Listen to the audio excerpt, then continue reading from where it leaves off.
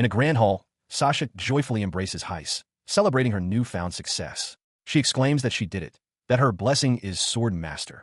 Overjoyed, she calls it amazing and tells Heis it's his turn next. She promises that once he receives his blessing, they will go on adventures together. He agrees, thinking to himself that this is a great step towards achieving their dreams.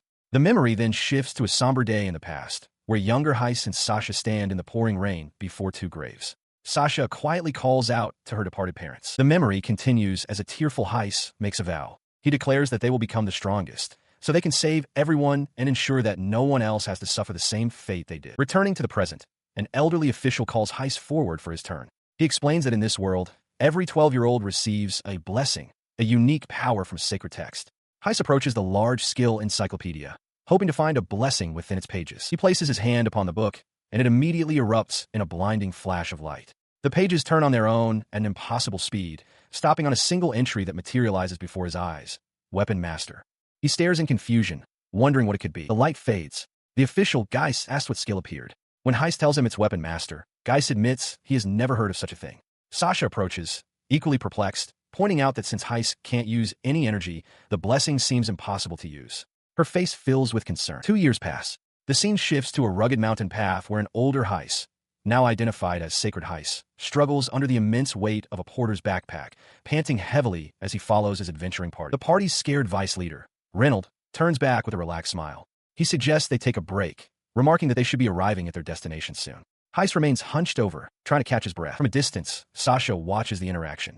Reynold turns to her and says they should continue moving forward. Heis speaks up, suggesting they rest for a little while. With a weary sigh, Sasha agrees, stating they will rest for half an hour before setting off again. While she remains silent, Reynold called out her name, his voice cutting through the jeers directed at Heis. Other party members, a woman named Robin, a goggled youth called Tycoon, and an elf-eared healer named Piazzala, openly ridiculed Heis for collapsing under his heavy luggage, sneering that someone without a blessing was nothing but dead weight. She listened as Reynold continued in a low voice, warning that this failure could be the deciding factor that prevents their party from ranking up. Her expression remained impassive, though her gaze hardened at the implication. Before she could respond, Heis forced himself to his feet, offering a strained smile to Robin.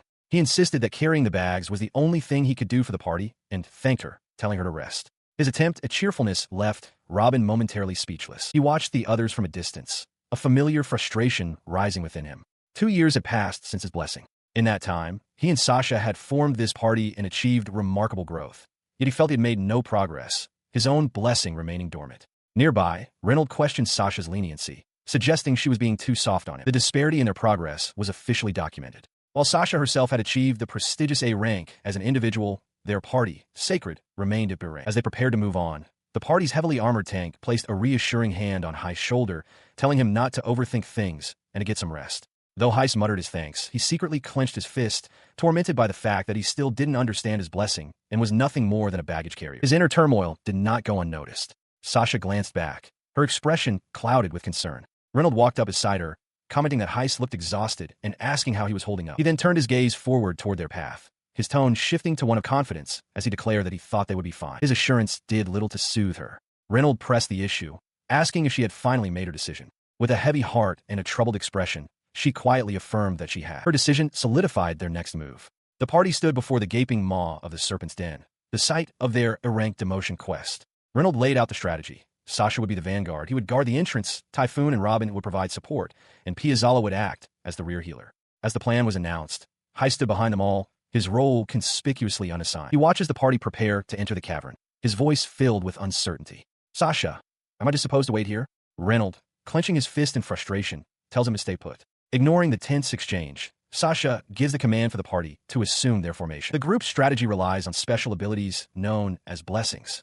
A knowledgeable figure explains that one such blessing, Typhoon, grants access to teleportation magic.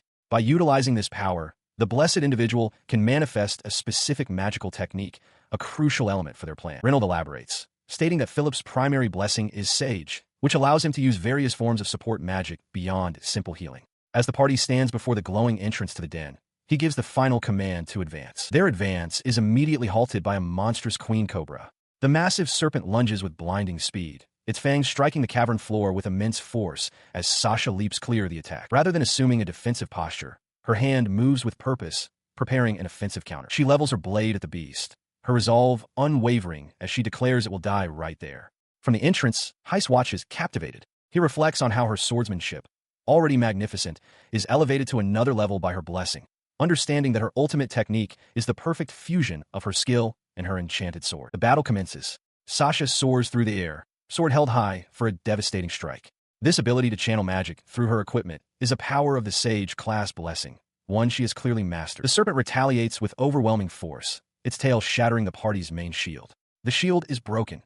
Reynolds shouts in alarm. Nearby, Piazzala scoffs, muttering in annoyance about how the so-called Sage allowed the monster to breach their defenses. With their primary defense gone, Reynolds' confidence shatters into panic. "I'm done for. Heist," he screams. The situation has worsened, as the rest of the party is now swarmed by smaller serpents, trapping them. His attention fixed on his comrade's desperate struggle, he fails to sense the danger behind him. A massive serpent lunges from the shadows, its eyes glowing with malice. He turns just in time to see the attack, his own eyes wide with shock. As the serpent lunged, his mind flashed back to a previous quest. He recalled apologizing to the party after a chaotic battle, trying to explain his desire to contribute more effectively. His efforts, however, had only earned him a sharp rebuke from Sasha, who furiously ordered him to stop being a useless clown. While the rest of the party discussed gathering the spoils, he was left standing alone amidst the remains of their battle. He watched, confused, as the others conferred. Piazzala asked about the remaining materials, but Sasha dismissed the concern, stating that the Serpent Queen's core was sufficient proof to complete the quest. While packing the loot under Piazzala's impatient gaze, his hands fell upon a thick, unlabeled tome. Startled by the unexpected find, he quickly and nervously stuffed it into his bag before she could notice. Later, alone, he examined the book. Its pages contained diagrams of a strange weapon called a Desert Eagle and unfamiliar characters. A peculiar feeling washed over him, one remarkably similar to the day he first received his blessing. He tried to show his discovery to the party as they gathered later, but they were already preparing to leave. Reynolds called his name, and Heist looked up from the book, hopeful, as the entire group approached his table. His hope was shattered in an instant. Before he could speak, Sasha delivered a devastating verdict with cold finality. "You should leave this party." The words struck him dumb. In utter disbelief, he pleaded with Sasha, asking if she had forgotten the promise they had made to each other. She turned away, her expression hardening. Internally, she admitted to herself that she hadn't forgotten. However, with the party on the verge of achieving A rank, she had concluded that he was nothing more than a burden. Her final gesture was to place a pouch on the table, his severance. She declared that her goal was to be in the strongest party, a goal for which he was no longer suited. He watched, stunned, as Reynolds tossed a small pouch of coins onto a nearby barrel, offering a dismissive apology and some money for the journey home. The vice leader then leaned in, placing a hand on Heist's shoulder with a smug grin, promising to make sure the party's fame would reach even his distant hometown. He continued, stating plainly that there was simply no longer a place for Heist within their ranks. Finding his voice, Heist looked past Reynolds towards the others, questioning if he had just been waiting for this exact moment. Reynolds appeared taken aback by the accusation. Before an answer could be given, Philip erupted, vehemently protesting Heist's expulsion. He argued that Heist possessed a unique blessing that could one day become a master. The heavily armored member countered that as the party advanced in rank, their standards had to rise as well. All the while, Sasha remained perfectly still and silent. Philip's protests continued, questioning Reynolds' judgment and demanding to know what would become of Heist now. Reynolds stood his ground, unmoved. Ignoring the outburst entirely, Reynolds turned his cold gaze back to Heist and asked him, with false politeness, if he would please leave the party. He then set the pouch of money on a table, calling it a small token of their goodwill. But from behind him, Heist quietly refused, stating he didn't need it. Suddenly, Heist's quiet refusal erupted into fury. He spun around and slapped the pouch away, shouting that he didn't need their money. Declaring that he was leaving immediately, he clenched his fist, vowing that he would never give up. His eyes burned with defiant resolve as he made a final, bitter declaration. He would never become a quitter like Sasha. His furious accusation, that she used teammates to achieve her goals, left Sasha wide-eyed and stunned, the words echoing in the sudden silence. As she stared blankly, Reynolds stepped forward, calmly addressing her by name. In the background, Heist could still be heard shouting his vow to never give up. He knelt before the quiet girl, asking if this was truly what she wanted, assuring her it was fine and that all she needed was for Heist to die. Sasha, looking down, replied that it was no trouble and apologized for making him handle the matter. Later that night, under a crescent moon, Reynolds told her it didn't matter if she hated him for what was done. Sasha simply uttered his name in response. 2 months passed. Now on his own, Heist let out a weary sigh. He walked through a bustling hall, a large basket strapped to his back, when an adventurer at a nearby table spotted him. The man pointed him out, remarking that he himself had just managed to defeat 30 goblins and would have to try even harder. He paid them no mind, but the whispers followed. Other adventurers gossiped about the boy from the sacred party who got kicked out, mocking him for now picking flowers and playing solo. Their scornful words reached him. His expression hardened as he clenched his fist, thinking that all the brat did was tarnish the party's name, or perhaps his teammates just never liked him. On a wooden pier, 2 sets of footsteps echo in unison. One, the light, firm tread of ornate armored boots. the other, the softer sound of simple leather. Their synchronized steps come to a halt as Sasha raises a hand, stopping Heiss. He looks at her, surprised, as the rest of their party, Reynold, Piazzala, and Robin, watch from short distance. Sasha speaks his name, her tone serious. He stares back, his expression shifting to one of shock as she gives him a directive. She instructs him to travel south to the Dazara Kingdom and find a place called the Damp Lands. There, she explains, he will find white medicinal herbs needed to craft recovery potions. The request hangs in the air. He questions the task aloud, wondering about the sheer quantity of herbs she mentioned. As he processes the order, the rest of the party is already turning to leave. Sasha offers a simple, parting goodbye and walks away. Reynold glances back with a smirk, commenting to Sasha that he wonders if Heiss will find the herbs for them. Watching them depart, Heiss realizes the white herbs must be quite valuable, a way for the party to earn money. He understands he's been sent on an errand. As she walks away, a gentle, knowing smile graces Sasha's lips. She is certain he will succeed. Her unspoken confidence seems to reach him. He tightens his grip on the paper with her instructions. The destination is far, he knows, but his resolve is firm. He will go. By the next day, his journey brings him to the Damp Lands. He crests a hill and stops, his breath catching in his throat. Before him stretches an endless field of pristine white flowers, a sight so beautiful it leaves him speechless. Awed by the sight, he wades into the sea of blossoms and begins his task, carefully picking the herbs and placing them into a basket. He notes quietly to himself that the rest of the party is not with him. Despite being left to handle the task alone, a sense of gratitude settles over him. He looks up with a genuine smile, thinking that he should at least thank them. After all, their shared dreams might one day become reality. He looks over his shoulder, a sudden shadow falling over the field of white herbs. He wonders aloud what could be casting such a large shadow so abruptly. His eyes widen in sheer terror. Looming over him is a monstrous, bipedal dragon, its body a mass of dark, jagged scales and sharp claws. Frozen in place, he can only stare up in disbelief at the colossal beast that has appeared before him in the tranquil field. The creature lets out a deafening roar. Panic seizes Heiss as he realizes the dense field of herbs offers no clear path to escape, his legs trembling uncontrollably. He lets out a desperate scream as the dragon lunges forward, its immense form blotting out the sky. The force of the attack sends him hurtling through the air. He crashes hard against the rocky ground, the impact forcing a pained gasp from his lungs. Meanwhile, from a high vantage point, Reynold observes the scene with a cold expression. He muses on why Sasha would have sent Heiss to this exact spot, concluding that the boy is nothing more than a nuisance to the party. Battered and bleeding, Heiss sees an image of Sasha's smiling face flash through his mind. Despair washes over him as he lies before the beast, questioning if he even deserves to live. As the dragon snarls, readying a final blow, a spark of defiance ignites within him. He grits his teeth, telling himself that this is not where his life will end. His resolve solidifies. He is not ready to die. A strange light emanates from his eye as a brilliant, blinding flash erupts from his outstretched hand. He feels the light coalesce in his hands, forming a strange, metallic weapon, an M79 grenade launcher. A primal instinct surges through him, a sudden, certain knowledge that he can wield this impossible object. The dragon lets out a deafening roar as it charges. His newfound instinct tells him exactly what to do. Squeeze the trigger and launch the explosive payload. With newfound resolve, he lifts the heavy weapon and takes aim, a single thought cutting through his fear. I can do this. As the beast lunges, its maw wide open, he pulls the trigger. A single projectile shoots forward, flying directly into the dragon's throat. A tremendous explosion erupts from within. The force of the blast obliterates the dragon's head from the inside out, sending a shockwave that throws Heiss backward. In the aftermath, the weapon in his hands begins to dissolve into particles of light. He glances at his weapon master book, a dawning horror on his face as he questions if this was the blessing it mentioned, a power not of this world. The adrenaline fades, and the reality of his survival hits him. He collapses to his knees, sobbing with relief and terror, a sound that quickly twists into a wild, unhinged laugh. Through his fractured state, a memory surfaces, Sasha's face smiling sweetly as she condemned him, calling him a wretch. The memory cuts through the hysteria, replacing it with a cold, burning fury. He clutches his face, his eyes wide with the pain of betrayal, and makes a solemn vow.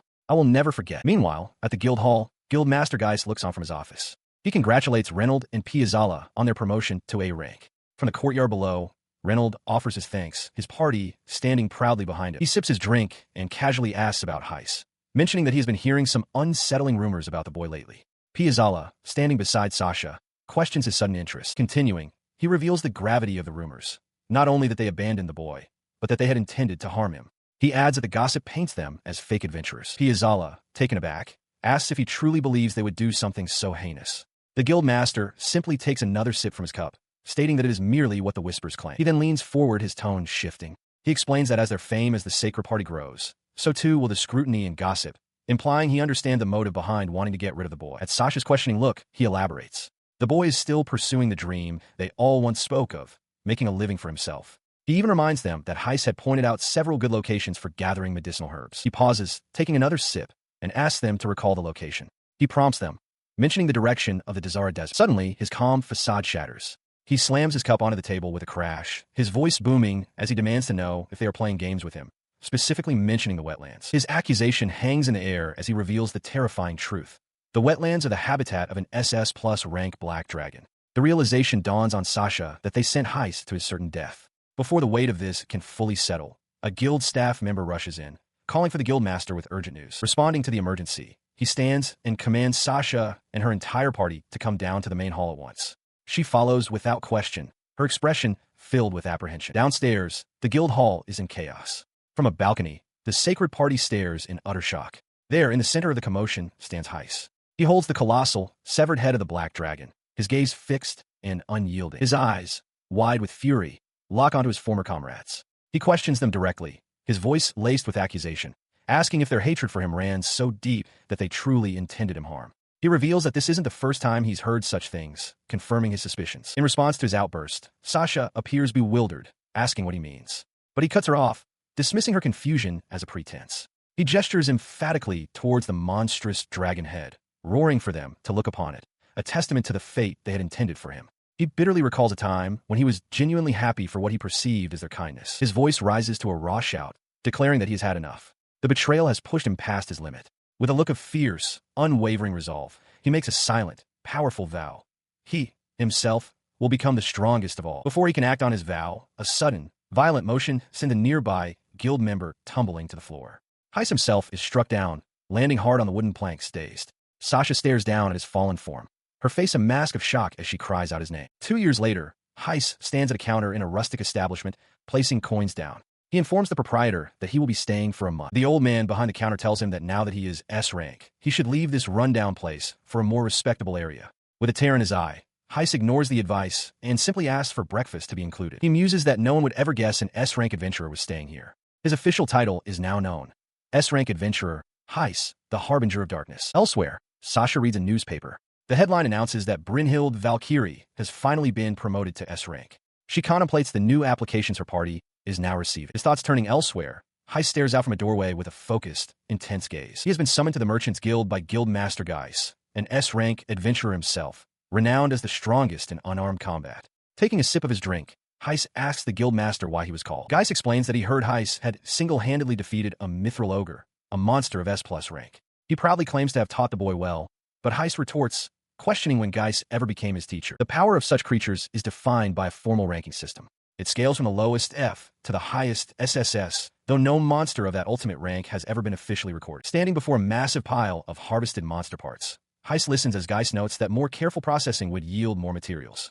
Heist quietly admits that his blessing can be a bit much. Changing the subject, Geis presents him with a wax-sealed envelope. He explains that it is an invitation to the S-rank ceremony, which confuses Heist, who thought he had already received one. He watched as Heist examined the letter, noting the royal seal. The guildmaster questioned if the royal family was also investing in this matter, but Heist clarified that the letter was from them, not the guild itself. Heist scoffed internally at the grandiosity of it all. He recalled that the first king had established the very concept of the adventurer king, and was, in fact, the first S-rank adventurer himself. The guild master explained the gravity of the situation. Because the royal family would be recognizing him as a true S-rank adventurer, those who inherited the kings were watching closely. To be fully acknowledged, Heist would first have to complete a task they would entrust to him. As he processed this information, Geis added a crucial detail. Sasha was also present.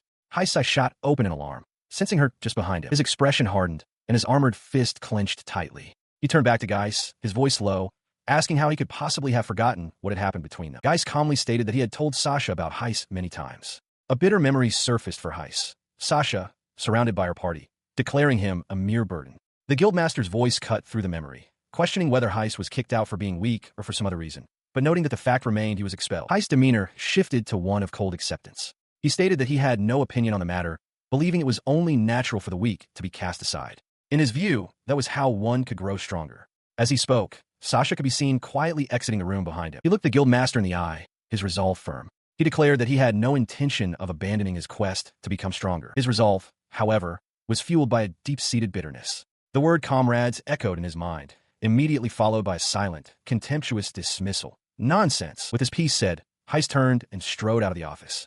Geist remained seated, taking a sip from his cup. He watched the young man go, musing to himself that while Heiss had the power, he was still just a youth. Several months pass. Within the grand halls of the royal palace, two figures are summoned. An official announces the presence of adventurer Sasha and adventurer Heiss, who stand with heads bowed. From his throne, the 13th king of the kingdom of Highbelk, Barbaros, addresses them. He declares in the name of the kingdom, he himself will determine their final S-rank promotion trials. Watching the proceedings from the side are two young royals, Cress and Muane. The young man, first Prince Cress, steps forward to announce the first task. He informs Sasha that she has been appointed by the kingdom to subjugate a crystal golem that recently appeared in a nearby mine, and that he will be accompanying her. Sasha accepts, calling an honor. Attention then shifts as the young woman, Muane, eagerly presents a document to Heiss, declaring that it is now his turn. His mission is located to the east, in Philia, deep within the Gagazia Sacred Forest, a territory belonging to the Agdora Kingdom. The girl, now identified as First Princess Muane, beams and announces that she will accompany Heiss on his quest.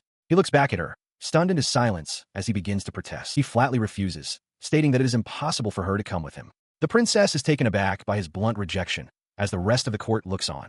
For the first time, a dark eye patch is visible over Heiss' right eye. Muane demands to know why, arguing that with her supervision, his chances of success on the S-rank mission would increase. She questions if he's also factoring his companions into his calculations. Ignoring her, Heiss addresses the king directly. He states that the job is too risky and that he will work alone, asking for the king's forgiveness. Sasha watches him, a look of concern on her face. Instead of being offended by his defiance, King Barbaros erupts into a booming laugh, his entire body shaking with amusement, much to the bewilderment of his nearby attendant. His laughter subsides, and his gaze hardens. He addresses the young adventurer, stating that while this situation is unprecedented, it is the duty of the royal family to witness the growth of those who surpass the dangers faced by adventurers. He continues, acknowledging that he has heard many tales of Heiss' exploits, how he completes S-rank commissions and always fights entirely on his own. Before the king can finish, Princess Muane interjects, pleading with her father.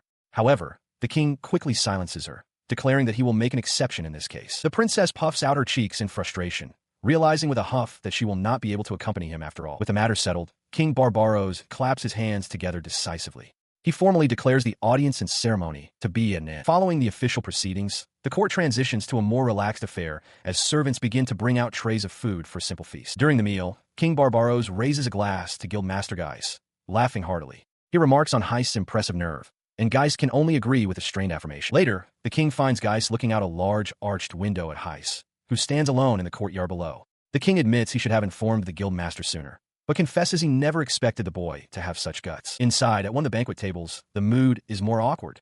Princess Muane, having not given up, is now trying to offer food to Sasha, while Reynold, Philip, and Piazzala look on. She clasps her hands together, pleading with Sasha to let her accompany the party on their mission. Answering Sasha's unspoken question, the princess introduces herself as Muane and declares that she has no intention of giving up on her request. In response to this unexpected development, Reynold protests that such a thing is not permitted for a royal. Piazzala grumbles under her breath, annoyed that their first journey together is being interrupted, while Sasha simply looks on, a bit overwhelmed. Muane's face lights up with pure joy as she realizes her request has been accepted. She thanks Sasha profusely, calling her darling Sasha and declaring an honor. In the background, Heiss watches the scene unfold, thinking the princess is quite something, as Prince Cress casually tells her to just call him Cress. Sometime later, the newly expanded party travels together through a sun-dappled forest. The focus then shifts entirely, closing in on Heiss' eyes, which burn with a quiet, unwavering determination for the path he walks alone. As night falls, he stands by himself beneath a crescent moon, the vast, starry sky stretching above him. He clenches his gloved fist, a silent gesture of resolve before his solitary trial begins. His contemplation is broken by a familiar voice. Heiss turns to see Guildmaster Geist approaching him, a drink in hand, a concerned look on his face. The Guildmaster lightly scolds him, stating that his refusal of a royal escort was disrespectful to the king and has caused him, Geist, a great deal of trouble. Heiss can only offer a sheepish laugh and an apology. Geist's demeanor softens as he ruffles Heiss' hair. He advises the boy to be polite, but notes that he's lucky the king is a generous man. He then reminds Heiss that since he is going alone, there will be no one to save him. His expression turning serious once more, the Guildmaster looks Heiss in the eye and asks him what he plans to do now. In response, Heiss thinks about his current situation. He has just received the will of the sage, but has yet to fully decipher the ancient book in his possession. He clenches his fist, his resolve hardened. He receives a final word of caution from Guildmaster Geist, who tells him to be careful. With a brief farewell, The young adventurer turns to leave under the dim light of a crescent moon, the imposing silhouette of the guild hall looming behind him as a heavy gate thuds shut. His solitary figure passes through the heavy stone gates, heading out into the night. He doesn't get far before a familiar voice urgently calls out his name. He stops and turns to see Sasha standing in the archway, her expression serious. She asks if they can talk for a moment, but he immediately rebuffs her, questioning if they even have anything to discuss. Taken aback, Sasha offers a quiet apology. He dismisses her apology with a scoff, telling her to stop the nonsense before turning his back on her once more. His composure finally shatters. He whirls around, his voice raw with fury, demanding to know why she's suddenly being so polite and apologetic. He gestures angrily to a bandage covering his left eye, shouting that she didn't even care when his eye was gouged out, and bitterly questions if she's trying to clear her conscience after 2 long years. As he storms away again, Sasha hurries after him, calling his name. She tries to bring up the flower-picking incident, her voice trailing off. Her words bring to mind the commission they undertook together, a quest that evidently had disastrous consequences. He cuts her off, his voice dripping with sarcasm. He demands to know what she's even apologizing for, accusing her and the others of never feeling at fault in the first place. Sasha is left speechless, unable to answer. He looks at her with cold, pained eyes, telling her that she is utterly soulless. The accusation strikes Sasha hard. Her eyes widen in shock and begin to well with tears as she whispers his name. He abruptly turns his back on her, his movement sharp and decisive. Startled by his sudden dismissal, Sasha reaches out, her hand grasping at the empty space where he just stood. As rain begins to fall around them, she manages to catch his hand.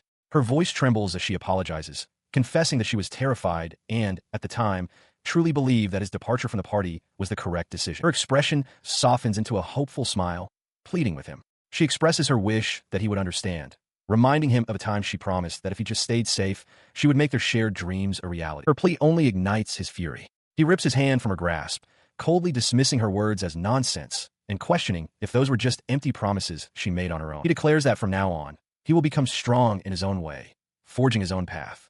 As his bitter words strike her, a single tear traces a path down Sasha's cheek, mixing with the falling rain. His voice rises with resentment as he continues, questioning whatever noble reason she had for kicking him out. He proclaims that her decision ultimately swept away everything they had ever dreamed of together. With his piece said, he tells her to continue her efforts to become the strongest party. He adds with scorn that even if he were strong, he would never cast out someone weak the way she did. As he walks away, Sasha stands frozen, watching him go. He pauses one last time, his back still turned to her. He declares that his life has been completely destroyed, that everything has collapsed beyond repair. With a final warning that he will no longer rely on her for anything, he walks away into the downpour, leaving her alone in the city square. Among the world's rarest medicinal herbs is the one known as Eternal Moonfame. An open tome details its properties, while the plant itself is depicted blooming delicately beneath the light of a full moon. According to legend, this elusive herb can only be found atop Mount Gagazia, a peak nestled deep within the forests of the Igdora Kingdom. Within a room, Heist sits and takes stock of his own equipment. He reflects on his dragon scale, armor, which is merely a dragon's shed skin, and his Hapuan ring, a magical item box with limited storage. His grimoire, he notes, is only a few pages long. His preparations seemingly complete, he arrives at the Merchants Guild, placing his S-rank adventurer card upon the reception counter for inspection. The guild staff member greets him with a smile, informing him that Guildmaster Geist is currently meeting with Sasha and that he should wait. As he turns to the quest board, wondering if there are any high-rank requests for rare herbs, he tells her he will wait. While he scans the various postings, a female voice suddenly asks him what is wrong. He looks up to see an elf with distinctive pointed ears and a bow in her hair. He responds curtly that it is nothing, though the elf continues to stare at him with a skeptical gaze. Their exchange takes place before the guild's bustling quest board, which is plastered with notices for bounties and requests. Breaking the silence, she asks him a direct question. Are elves considered rare? He turns to her and confirms that, more or less, they are. He elaborates on his thought, explaining that it is unusual to see an elf who has ventured away from the Igdora region. A map illustrates the vast distance between the kingdom of Highbelk and the isolated forests of Igdora, reinforcing his sense that her presence here is strange. He watched from a short distance as another woman approached Piazzala. This newcomer, a B-rank adventurer named Persea, presented her identification card. Piazzala seemed surprised, noting that it was Persea's first time here and remarking on the rarity of meeting another elf. Stepping closer, he commented to Piazzala that it was the first time he'd encountered someone like her, so strong on their own. She turned the question back on him, asking about his own situation. In response, he simply presented his own adventurer card. Piazzala's eyes widened as she registered the S-rank designation. As they stood before the quest board, he acknowledged that it was indeed rare for an S-rank to adventure alone. Piazzala, however, seemed more interested in his choice of quest, pointing out that he was accepting a commission in the Igdora forest. The name Igdora provoked a sudden, intense reaction from him. He closed the distance between them abruptly, his voice low as he told her it was none of her concern. His aggressive questioning was cut short when a guild staff member called out, informing Heist that it was his turn. Realizing he had overstepped, he quickly composed himself and announced he was leaving, turning away from the stunned elf. Meanwhile, in another part of the guild hall, Sasha addressed someone just out of view. She surmised they were also there to meet with Guildmaster Geist regarding a quest directly commissioned by the king. The person she spoke to was Heist. He walked past her without a word, his expression unreadable as he continued on his way. She watched him pass, a flicker of concern on her face, while Piazzala observed their brief, silent exchange from a short distance away. He entered the Guildmaster's office. Inside, Geist stood with another powerfully built man. The Guildmaster addressed Heist directly, stating that it appeared the SS-ranked dragon in the Gagazia region was becoming active. He added a crucial piece of intelligence. The Yggdrasil clan, one of the 4 great clans, was also operating in the same area. He listened as Guildmaster Geist began to explain the nature of their target. The clan Yggdrasil was composed primarily of demi-humans, and its leader was the renowned hero Iris, an elf. The Guildmaster elaborated that clan was perhaps a misleading term. It was a massive organization with numerous subordinate adventurer parties under its protection. These parties operated with full autonomy, receiving their rewards directly without the clan taking a share. Finishing his explanation, Geist presented him with a small, sealed object.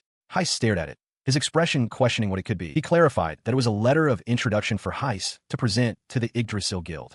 Geist boasted that after 40 years in the business, his connections, including with the leaders of the 4 great guilds, would surely be of great help. Tucking the letter away, Heist announced his departure.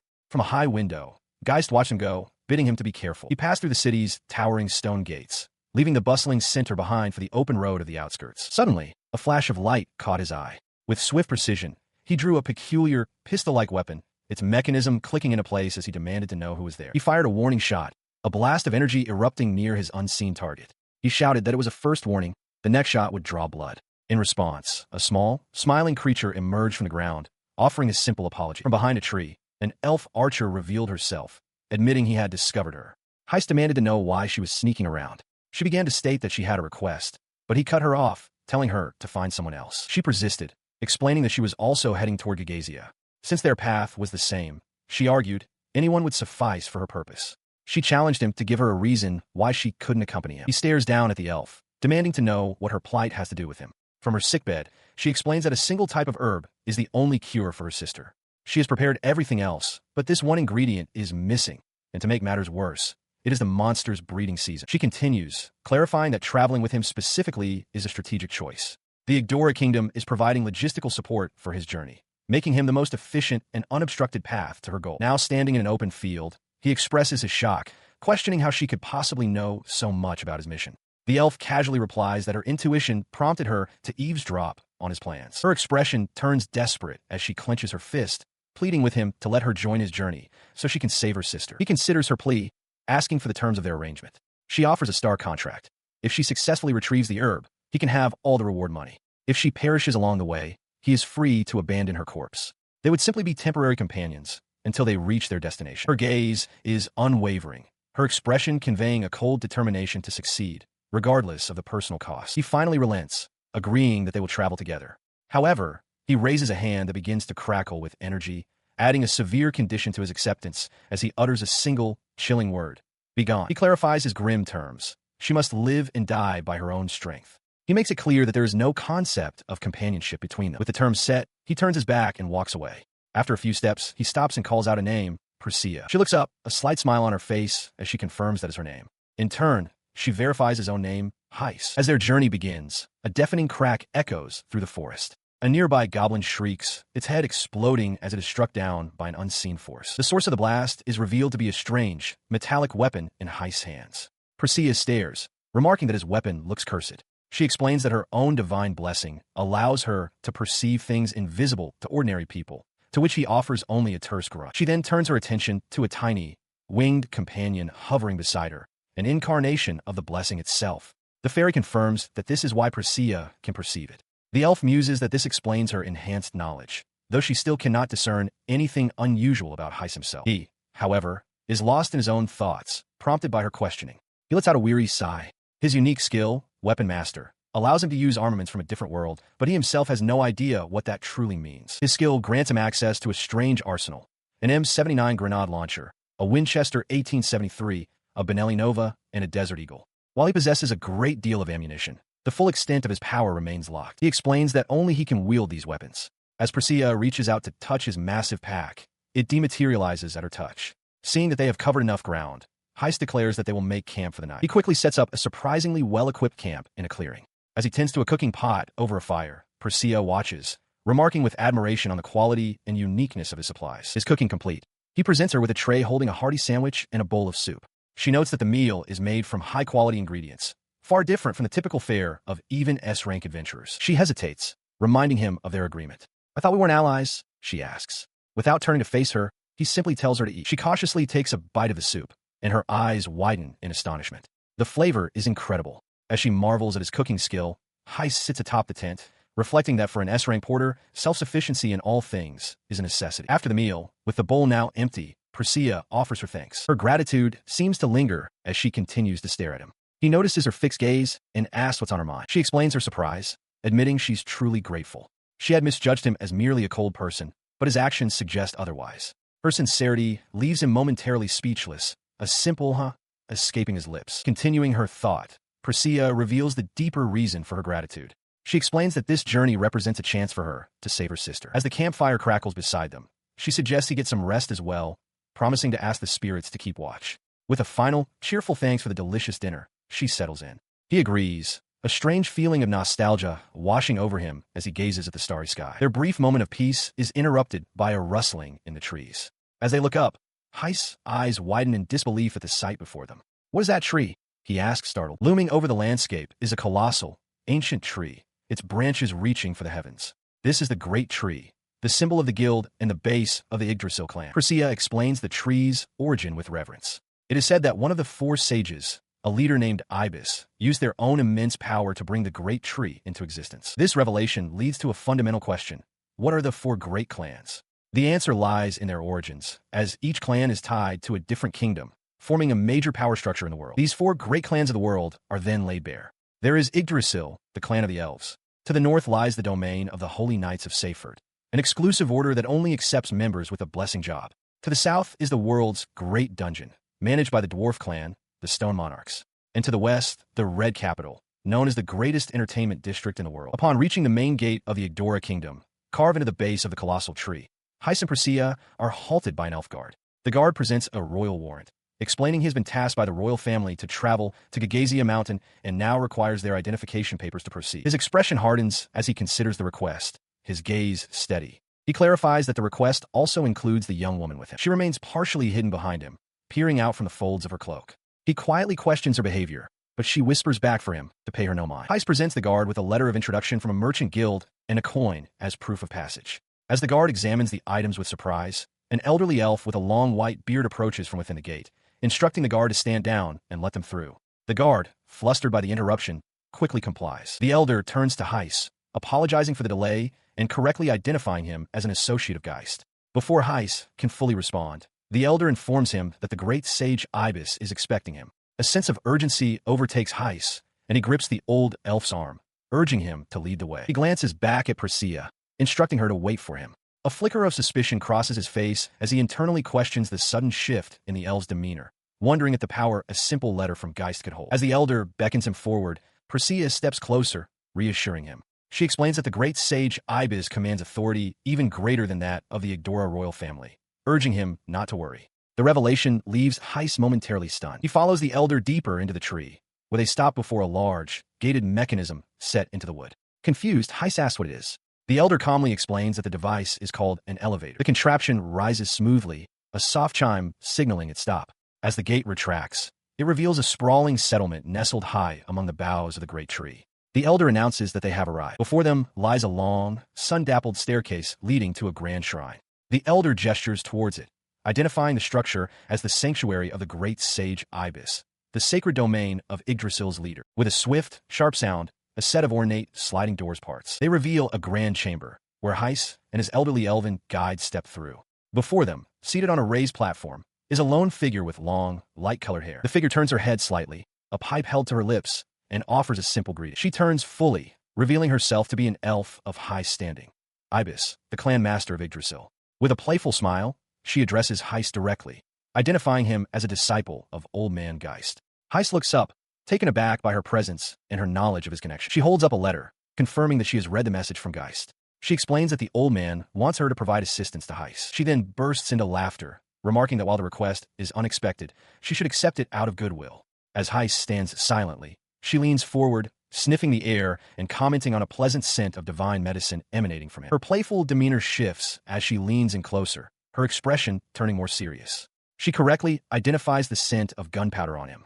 Heiss is visibly startled, questioning how she could possibly know about guns. Ibis cryptically replies that she once knew someone just like him, before pulling away. Seizing the opportunity, Heiss presents the mysterious book he carries, asking the clan master if she has any information or leads regarding it. Ibis takes the book, her eyes scanning its cover. A look of recognition crosses her face as she murmurs about the strange coincidence. Seeing this, Heiss presses her, confirming that she does indeed know what it is. She affirms that she does. Looking down at the open pages, Ibis reveals the book's identity. It is, she states, the diary of Nobunaga. She looks up from the diary, her expression shifting from concentration to surprise. Flipping through the pages, she asks Heiss who he is, stating that he must be from another world. She muses aloud, wondering how it's possible for someone from another world to read the characters in the book.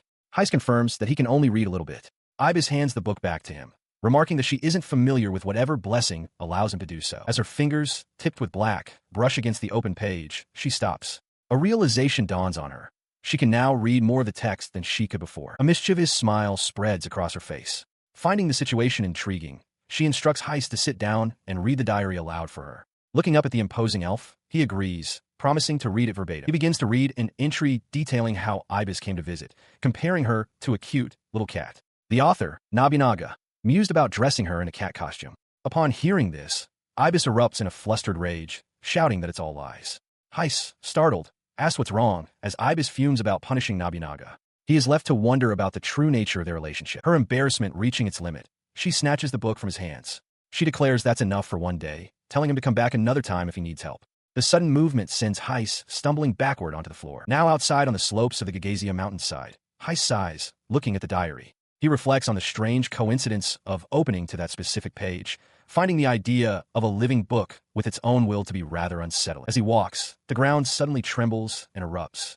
A colossal, worm-like monster bursts forth with a deafening roar. Nearby, the elf archer Persea remarks that the mist is growing thicker, her vision obscured just as the beast emerges. The creature slams its massive body down, the impact throwing Persea helplessly into the air with a cry of alarm. Watching his companion get tossed aside, Heiss clicks his tongue in frustration. He leaps into action, launching himself toward the monster. His gauntlet glows as he unleashes a rapid series of powerful blasts, striking the creature's hide with explosive force. His attack struck true, felling the colossal worm. As its massive body crashed to the ground, Persea stared in stunned silence, the immediate threat neutralized before her eyes. The creature's form twitched and then began to dissolve into nothingness. Looking at the fading magical pattern on his gauntlet, he warned her to be careful, speculating that the monster might have been hunting by scent. She turned to him, her expression a mixture of confusion and gratitude, asking why he'd saved her when they weren't teammates. He avoided her gaze, simply stating that her goal was to heal her sister. He continued, clarifying that while he had no obligation to help,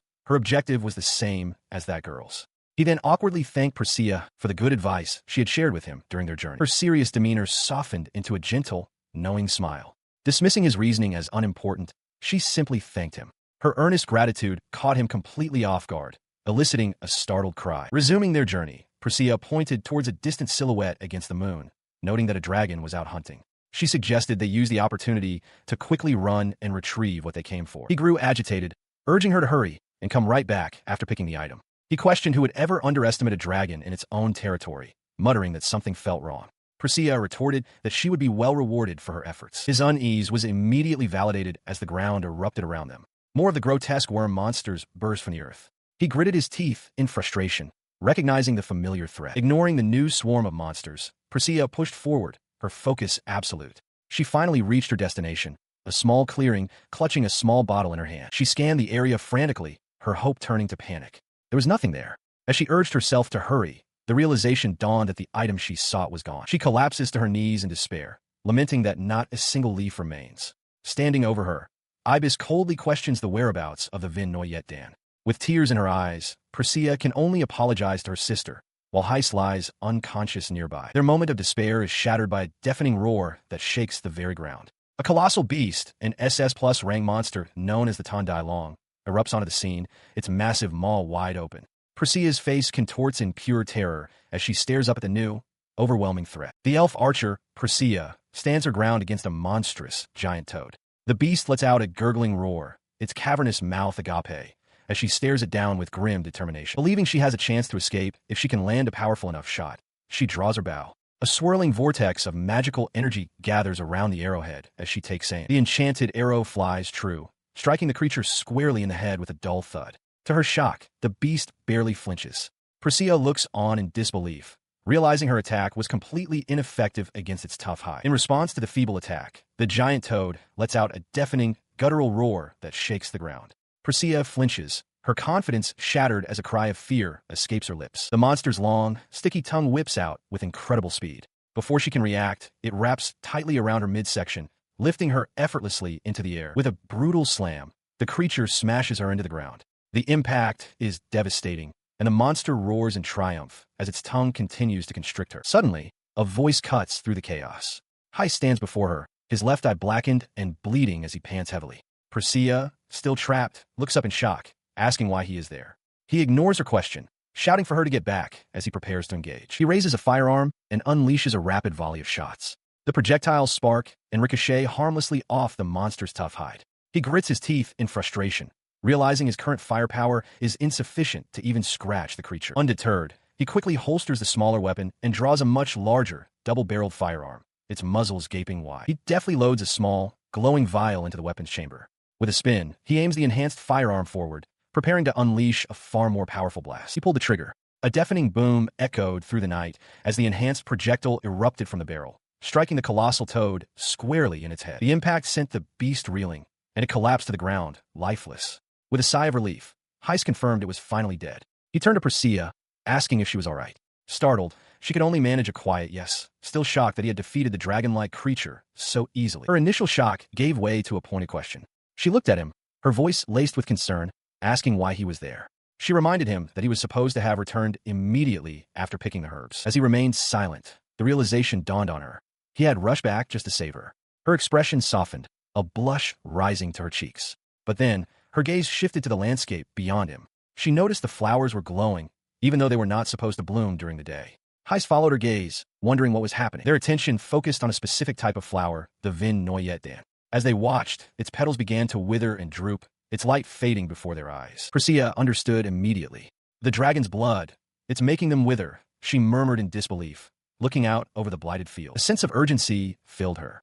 She turned to Heist, explaining that there was just a little more time, and pointed towards a specific area in the distance. She had been running frantically through the field, picking the flowers. As she hurried, a bright flash of light in the distance caught her eye, a sign of the battle that was to come. She quickly grabbed a pouch from her thigh. With great care, she placed the delicate, glowing flower inside a glass jar. She then sealed the lid tightly, preserving its luminescence. Returning her focus to the present, she turned to Heist and held out the sealed jar. With a bright smile, she explained that the dragon had been defeated. This, she declared, was his reward for his efforts. She urges him to accept the gift, stating that she will have to search for what she needs somewhere else. Heist remains silent, clutching the glowing jar, his expression a mixture of confusion and concern as he watches her depart. Before he can respond, a voice cuts through the quiet, shouting from the base of the mountain. A young male elf rushes towards them, his face etched with panic as he calls out to Princess Persea. He reaches the group and immediately grabs Heist's shoulder, his voice a mixture of immense relief and accusation. He explains how worried they were, exclaiming that the princess had vanished completely, leaving behind only a small note. His gaze sharpens as he scrutinizes Heist, asking if he is indeed the S-class adventurer, and if he was the one who accompanied the princess on her journey to Gagazia. With a quiet intensity, Heist confirms that he was. He remains silent as the attendant reveals the princess's true identity. Persea is the heir to Queen Alcera, princess of the Deepwood Kingdom of Igdora. The attendant questions the purpose of her journey, his expression hardening as if confirming his suspicion. His implication enrages Persea. She whirls on him, demanding to know if he expected her to abandon her sister and simply let her die. The attendant averts his gaze, muttering that perhaps it is simply fate, as not even the sacred Gagazia mountain could help her. She clenches her fist, her resolve hardening. The attendant presses on, urging her to return with them, so they can discuss the matter of her succession to the throne. Seeing the conversation has turned to royal matters, Heist decides it is time for him to depart. He gives Persea a light pat on the shoulder, bids her farewell, and turns to walk away, leaving her staring after him in stunned silence. Later, in a chamber within the kingdom of Igdora, Persea weeps in the arms of Queen Alcera. She sobs that her quest was a failure, that she was unable to find any of the Vin Noyet Dan flowers. The queen gently comforts her distraught sister. She reassures her younger sister, echoing the attendant's earlier words that perhaps this outcome was simply fate. The queen emphasizes that what truly matters is the journey she undertook, whether to the west or to the central lands. Wiping her tears, Priscilla nods in solemn agreement. She presents a small gift to her sister, Queen Alcera, who looks on in surprise. Priscilla explains it is a small souvenir from her journey. The gift is the Vin Noyet Dan flower, perfectly preserved within a glass jar. The memory of obtaining it brings a wave of emotion, and with tears in her eyes, she thinks of the one who made it possible, Heiss. Several days later, at the Adventurers Guild, Heiss sits alone, sipping a drink. A guild official behind the counter comments that he has failed yet another commission. The man continues, expressing his disbelief that Heiss not only failed a simple escort mission for the princess, but also refused to accept any payment for his troubles. Changing the subject, the guild official offers him a new task. He explains that a new dungeon has been discovered and requires investigation, handing Heiss the official request. As he turns to leave, a familiar voice calls out his name. Heiss stops, stunned to see Princess Priscilla standing in the doorway with a bright, cheerful smile. Her presence is a testament to her success. Thanks to the medicine derived from the flower, Queen Alcera has recovered enough to resume her duties. Priscilla is deeply indebted to him. Back in the present, Heiss regards her with a weary expression, asking what she wants from him now. She explains that with the queen healed, she has been granted permission to continue traveling. She wants to repay him for all of his help. With earnest determination, she offers to become his companion, ready to assist whenever he needs her. The proposal catches Heiss completely off guard, and he instinctively backs away, rejecting the idea outright. His blunt refusal, however, does not seem to discourage the elven princess. A soft, knowing chuckle escapes her as she watches him. Her expression one of amused determination rather than disappointment. As he turns his back and begins to walk away, his footsteps echoing lightly, she calls out one last time, pleading that if nothing else, he at least join her for a meal. Her words trigger a memory from a few days prior. He recalls walking through the city streets, his party having just been assembled, when Priscilla had cheerfully pointed out a rather nice-looking tavern nearby. He had remained silent then, lost in his own thoughts. He remembers the faces of all his companions from that day. Sasha, Reynold, Robin, Piazilla, Typhoon, Prince Cress, and Princess Muane. They were all united, their resolve steel for the challenge ahead, to conquer the royal family's trial and defeat the Crystal Golem. At the entrance to the mining area, Sasha gazes towards the dark passage with a determined expression. She reflects on the need for a powerful, coordinated assault, resolving that the party must review their strategy before proceeding. To that end, Prince Cress steps forward to outline the plan. He explains that they will begin by utilizing his duplicate ability, gesturing toward two identical figures of Sasha standing ready. He continues the briefing, stating that after his ability is active, Robin will use her exploding arrow skill, which will be empowered by Princess Mie. With the strategy laid out, Sasha addresses the group, declaring her complete trust in the team. She affirms that once their preparations are complete, she will move in to deliver the finishing blow. Reynold, Robin, Heiss, and Philip listen with focused attention. She then turns her attention specifically to the royal siblings, formally asking Prince Cress and Princess Muane if they are ready to execute their parts of the plan. In perfect unison, both Cress and Muane shout their affirmation, their expressions alight with determination and readiness for the battle ahead. With their resolve confirmed, Sasha declares it is time. She takes a confident step forward, leading the party into the cavernous maw of the mine. Inside, the party is greeted by a breathtaking sight, a massive cavern filled with glowing, high-purity crystals. Princess Muane explains that the mining operations are for crafting and export, warning that any unauthorized attempts to take the ore are met with immediate execution. Sasha remarks on the magical scenery to Heiss. He remains silent, his gaze distant as he recalls hearing that the view from within the quarry is even more spectacular. Piazzolla notices his pensive state. His thoughts are shattered when Princess Muane suddenly cries out for everyone to halt. Looming before them from the crystalline depths is a massive golem made of jagged rock and crystal, which she identifies as a crystal golem. From a vantage point, Robin surveys the crystal mine's entrance, reporting her findings to the group. She counts a total of 7 golems. 5 are patrolling deeper within the area, while 2 stand guard at the gate. Philip expresses his confusion, questioning the nature of the creatures before them. As she speaks, Heiss analyzes the constructs, noting to Sasha that their strange movements are because they are not natural creatures, but rather ore or stone that has been transformed into golems. He is interrupted by Reynold, who turns to Sasha and asks for a plan. Reynold remarks that monsters born from a simple ore deposit should not possess such advanced cognitive abilities. With a determined gaze, Sasha begins to draw her sword, stating the obvious course of action. She declares they will proceed according to the original plan. Placing a hand on Prince Cress's shoulder, she commands him to use his ability, Duplicate. A soft glow emanates from her touch as the magic activates. In an instant, a perfect copy of Sasha materializes beside her. Seeing this, Robin shouts that everything now depends on the princess. At the same time, Princess Muane focuses her power, casting an explosion charm that envelopes Robin's arrows in light. Her arrows, now glowing with power, Robin draws back her bow, a fan of projectiles ready to be unleashed. With a determined cry, she announces it is time for battle. She lets the enchanted arrows fly. They streak across the battlefield and strike the smaller golems, erupting in a series of powerful explosions that shatter the frontline guardians. With the lesser threats eliminated, the two Sashas surge forward in perfect unison.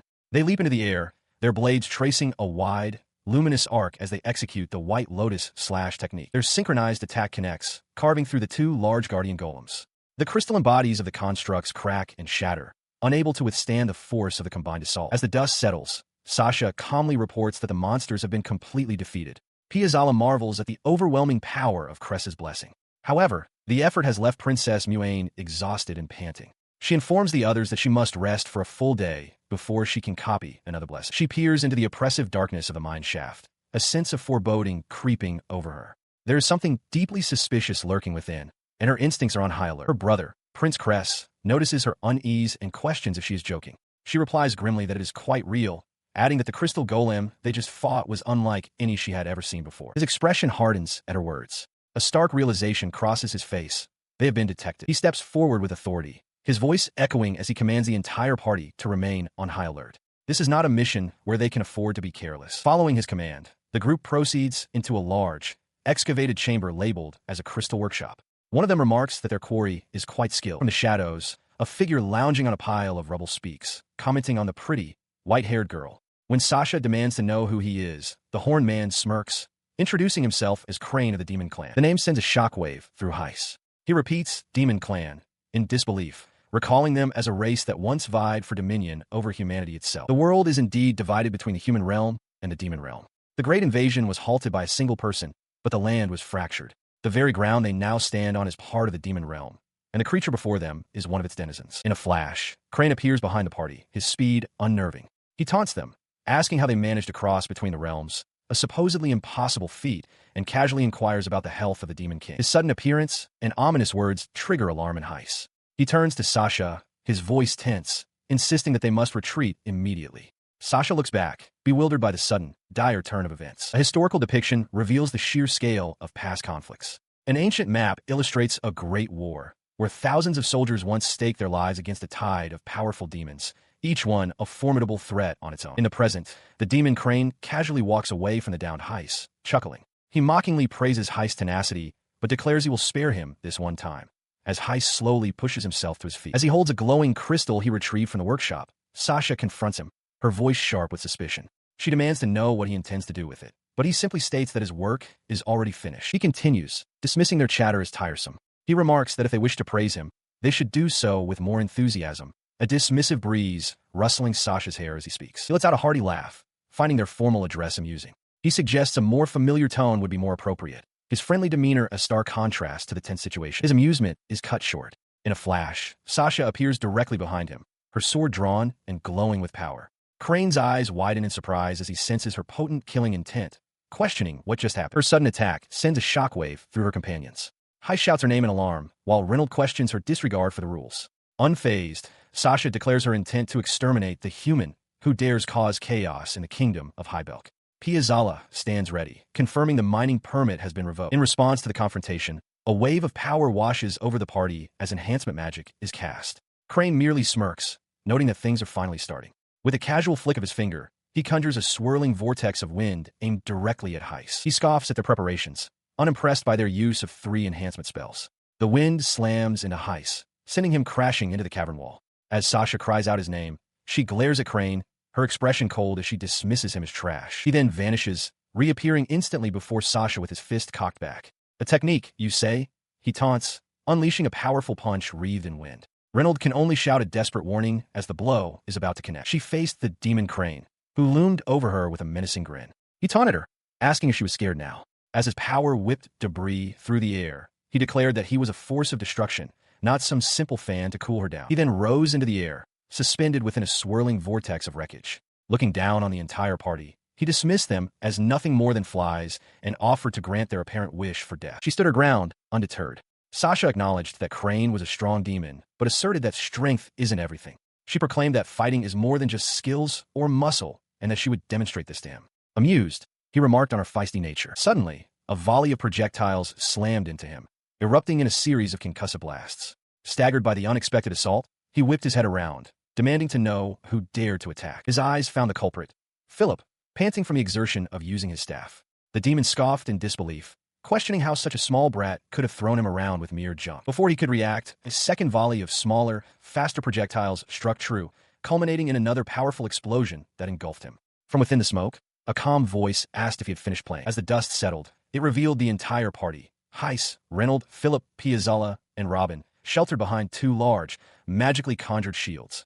Crane grunted in annoyance at their coordinated defense. Floating nearby, the elf Piazzala addressed him with a confident smirk. She stated that a single tree does not make a forest, hinting that his individual power was insufficient. Her words were a signal. As Piazzala completed the proverb, that 3 trees together can form a high mountain, Sasha surged forward, her sword glowing with power, catching the demon completely off guard. Her blade sliced deeply across his chest. Crane stumbled back, gasping in a mixture of pain and shock. Standing over him, her attack a clear success, Sasha declared that his time for playing with them was over. She watches as the demon, Crane, erupts in a furious tirade. He vows to hunt down every last one of them, the human trash, before turning his wrath upon their homes and, eventually, the entire kingdom. His rage intensifies, his uncovered eye wide with malice as he finally focuses his murderous intent on Sasha herself, the sword wielder. With his threat delivered, he vanishes in an explosive burst of speed, leaving only disturbed air and cracked earth in his wake. Despite the demon's sudden disappearance,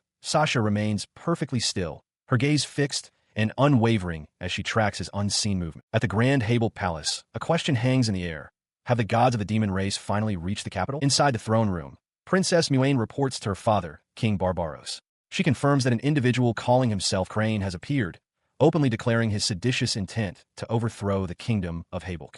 The king listens with a grim expression. Her brother, Prince Cress, interjects, stating he will hear the report directly from her. As Muane thanks the king, Barbaros's gaze hardens.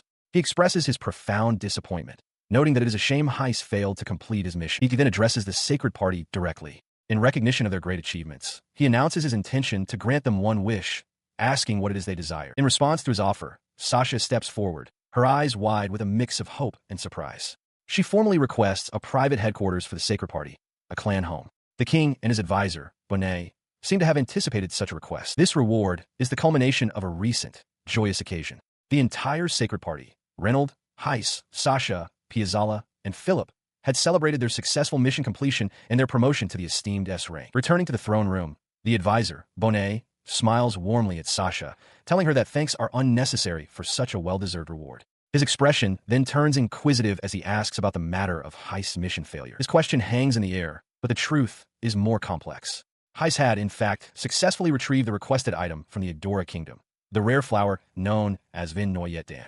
Sasha gazes at the preserved bloom. The flower was destined for a specific, urgent purpose. It was sought to treat the grave illness afflicting Queen Alcera, who lies weakened in her bed. Her grave condition was the reason Heiss neglected his official duties. He gave a life-saving flower not to his superiors, but to Priscilla, the queen's own younger sister. In a tense confrontation, Crane addresses Heiss, his finger pointed accusingly. He acknowledges that while Heiss failed his assigned mission, his heroic act of saving the Adora royal family cannot be dismissed.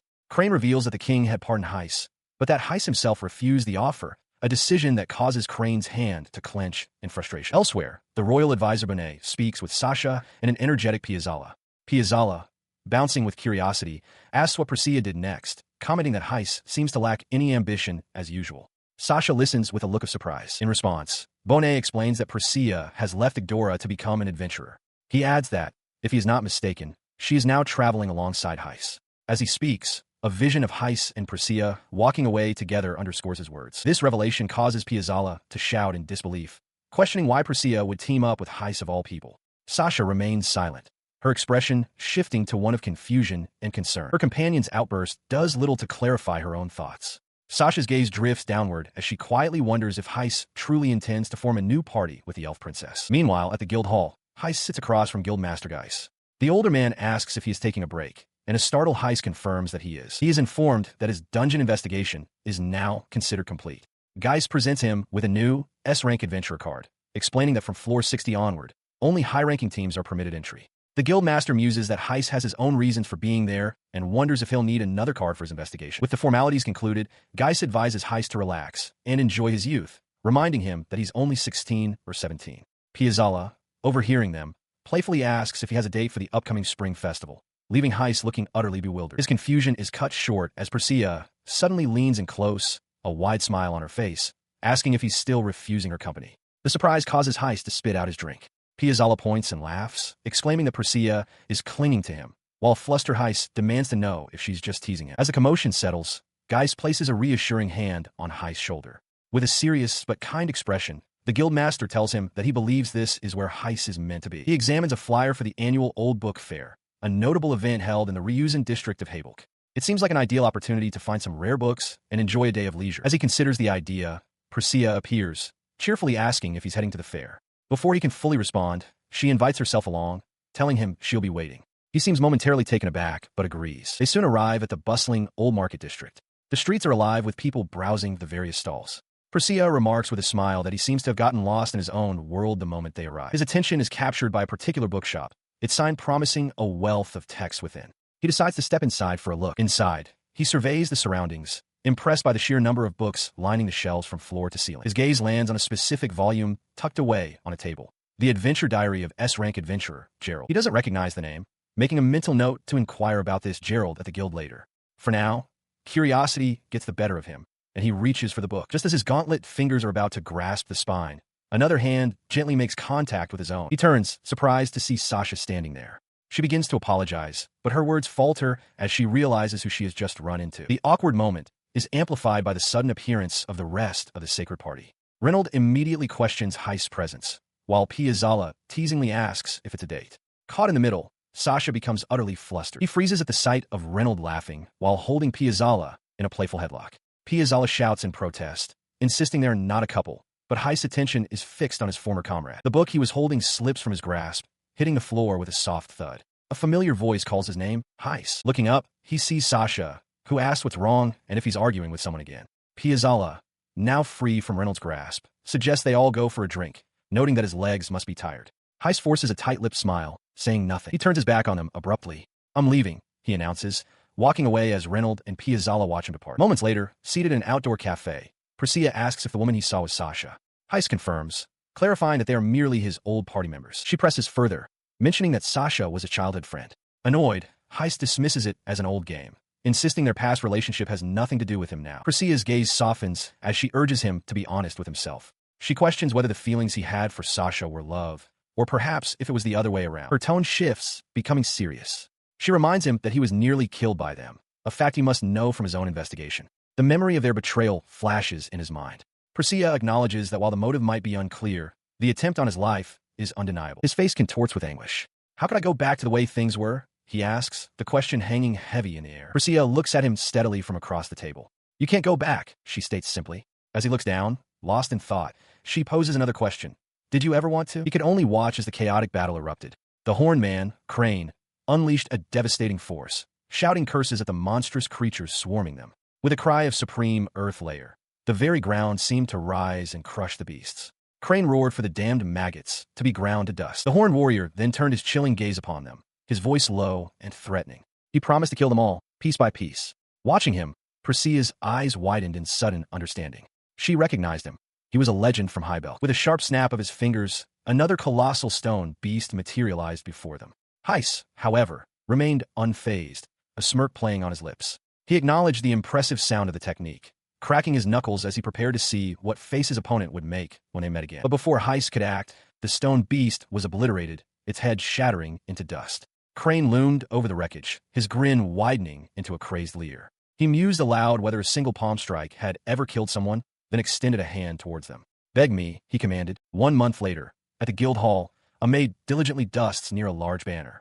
Nearby, a newspaper article lies open, detailing the ever-growing achievements of the sacred party and pondering the definition of an impending great sin. As she works, the sound of a door creaking open catches her attention. She turns in surprise to see Heist entering, looking utterly exhausted. Before she can properly greet him, a wave of boisterous chatter erupts from another group. The maid turns to them and offers her congratulations to the 1,000 party for their promotion to D rank. The group's apparent leader, a young man with spiky hair, laughs it off, claiming it was nothing. He leans in with a sly grin, adding that they've been working just as hard since joining the sacred guild. He quickly clarifies that it wasn't just his effort, but a testament to their entire party's hard work. His companions are introduced, the stoic Kua, the cheerful Tenna, and the calm Matt. Despite his pride, the leader, Lauren suddenly shouts, expressing his confusion. He acknowledges he was lucky to be accepted into Sacred, but questions why. Upon joining, he was immediately paired with a young girl. His outburst draws varied reactions. Tenna seems worried, while Matt thinks he's being too loud. Kua points out that everyone looks up to Sasha. Lauren retorts that it's only natural for him to be with Sasha. He clenches his fist, his eyes wide with determination.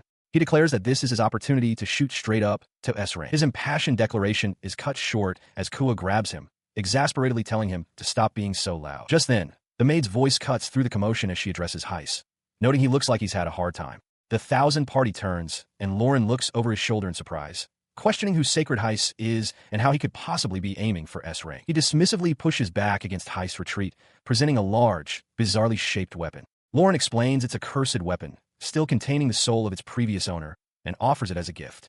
Unimpressed, Heiss tells him to keep it, but Lauren insists, his expression wide and manic. Undeterred, Lauren then thrusts forward the grotesque, severed head of a monster, loudly proclaiming it to be a rare elven ingredient.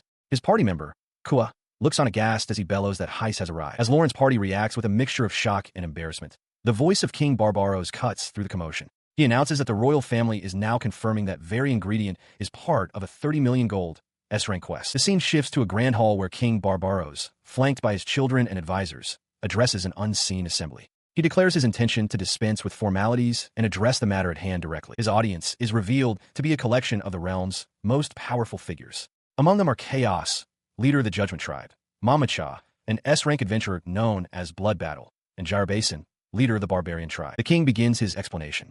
According to recent investigations, monsters of B rank and higher have begun to reproduce at an uncontrollable rate. The assembly is taking place in a chamber known as the Supreme Hell Floor, a location near the capital that Heiss himself had previously investigated. His party, including Sasha, Reynold, and Philip, are also in attendance. Among the summoned heroes are the key members of the Sacred Guild: Heiss, the Beast Tamer; Sasha, the White Heavenly Knight; and their leader, Guildmaster Geist, the King of the Iron Fist. With a grim expression, King Barbaros gives the terrifying phenomenon a name: the Beast Stampede. The announcement sends a wave of shock through the assembled warriors, their faces etched with disbelief and concern. This Beast Stampede is defined as an event where the monster population explodes beyond control. When their numbers become too great, they are forced to expand their territory, turning their former lands into a perilous, uninhabitable wasteland for all other living things. His Majesty continued, detailing the specifics of the crisis. He explained that a creature known as the Storm Cannon, which should only exist on the 60th floor, had suddenly materialized on the 10th. To expedite the matter, he authorized Guildmaster Geist to complete the task, granting him permission to open the dungeon to the public. His advisor, Bonet, bowed in acknowledgement. This was merely a symptom of a much larger problem. The ecological balance within the dungeon had been shattered, its territories shrinking, forcing the monster populations to spill out from the lower levels and spread across the upper floors in search of new land. The monsters were not just spreading randomly, they were moving with purpose. If the guild's calculations were accurate, their ultimate destination was the royal capital itself. Guildmaster Geist reacted with alarm, the sheer number of beasts staggering him as he recalled that the capital had endured a similar catastrophe 30 years prior. The scale of the threat was immense. Even for a mid-level dungeon, the estimated number of creatures in the stampede was a horrifying 20,000. The historical precedent was grim. By the time the last stampede had concluded, 3 towns and 7 entire villages had been utterly erased from the map. His expression hardened with the weight of that history. He confessed that this was the 7th such stampede, once again originating from the Supreme Hell Floor. He admitted that even he could not have foreseen this event, and now, the only course of action left to them was to stand united. His call for unity was met with mixed reactions. Prince Cress looked away, displeased, while Mama Cha sighed in frustration, muttering that the situation was just as she'd feared. The king, however, focused his attention, addressing Guildmaster Geist directly. He then issued his commands. He tasked Geist with notifying all adventurer guilds and requesting aid from neighboring nations. To his advisor, Bonet, he gave the order to prepare the royal army with the utmost haste. Both men accepted their duties without hesitation. With his orders given, he rose, planting his hand firmly on the table for emphasis. He corrected himself, stating that this was not merely a stampede, but an unprecedented crisis. The very survival of the kingdom, he declared, now rested upon the shoulders of everyone in that room. His gaze swept across the assembled leaders, his expression a mixture of grim determination and solemn trust. "I'm counting on all of you," he proclaimed, his voice resonating with the full weight of his authority and hope. In the aftermath of the royal decree, Heiss stood silently, a fresh bandage and eye patch now covering his left eye. Beside him, Sasha regarded him with an expression of deep concern. Among the other leaders, the burly Gyrabasin argued that for this unprecedented threat, all the clans needed to cooperate and prepare together. Mama Cha agreed, adding that the promised rewards were equally unprecedented. Sasha, however, proposed a much bolder strategy. She declared that instead of a defensive war, they should charge directly into the dungeon, descend to the deepest floor, and defeat the final boss to cut off the stampede at its source.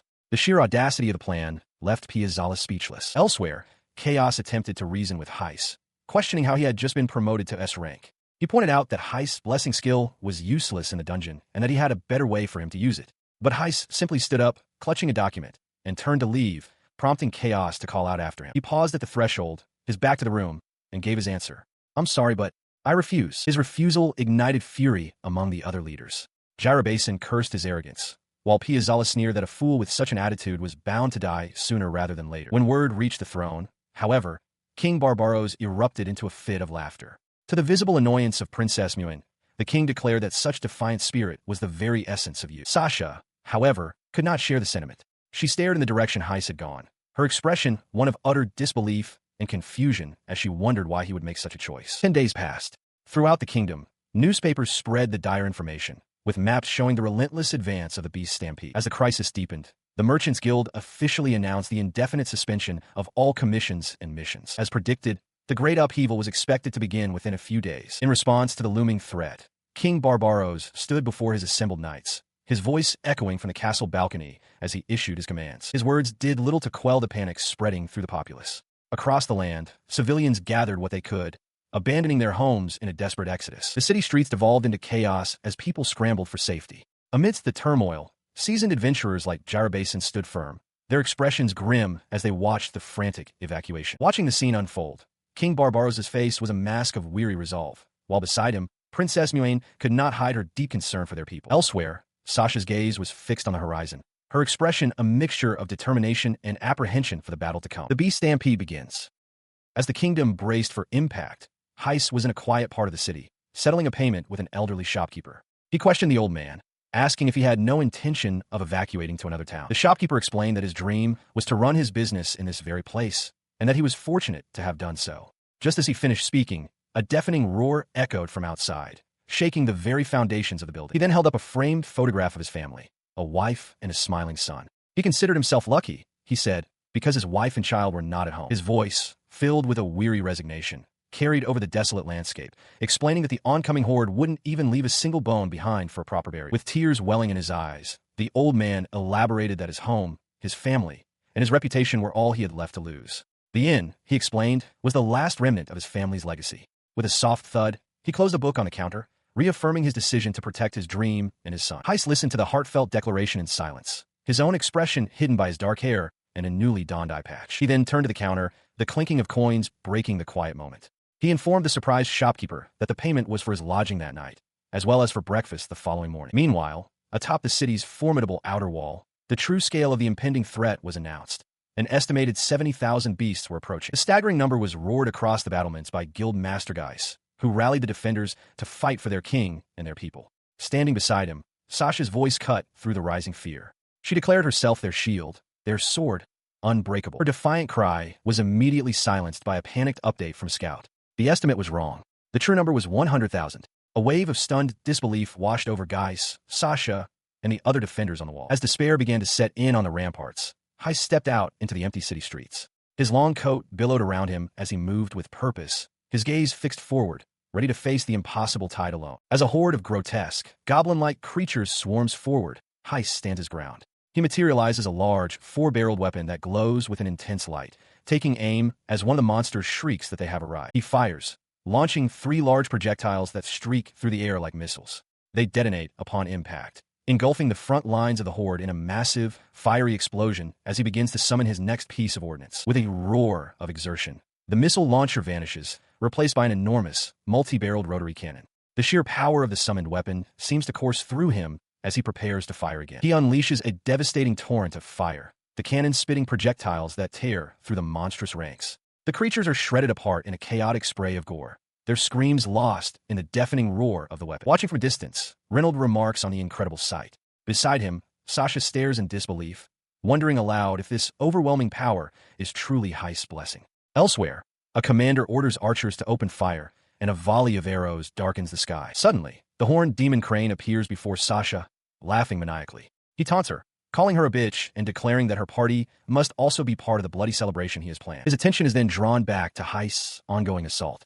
Crane squints, intrigued, wondering what kind of weapon could create such a spectacle, acknowledging that the battle has become a one-man show. He stares intently at the distant warrior, a look of contempt forming on his face as he mutters a curse about the brat. Meanwhile, Reynolds takes command, ordering the vanguard forward.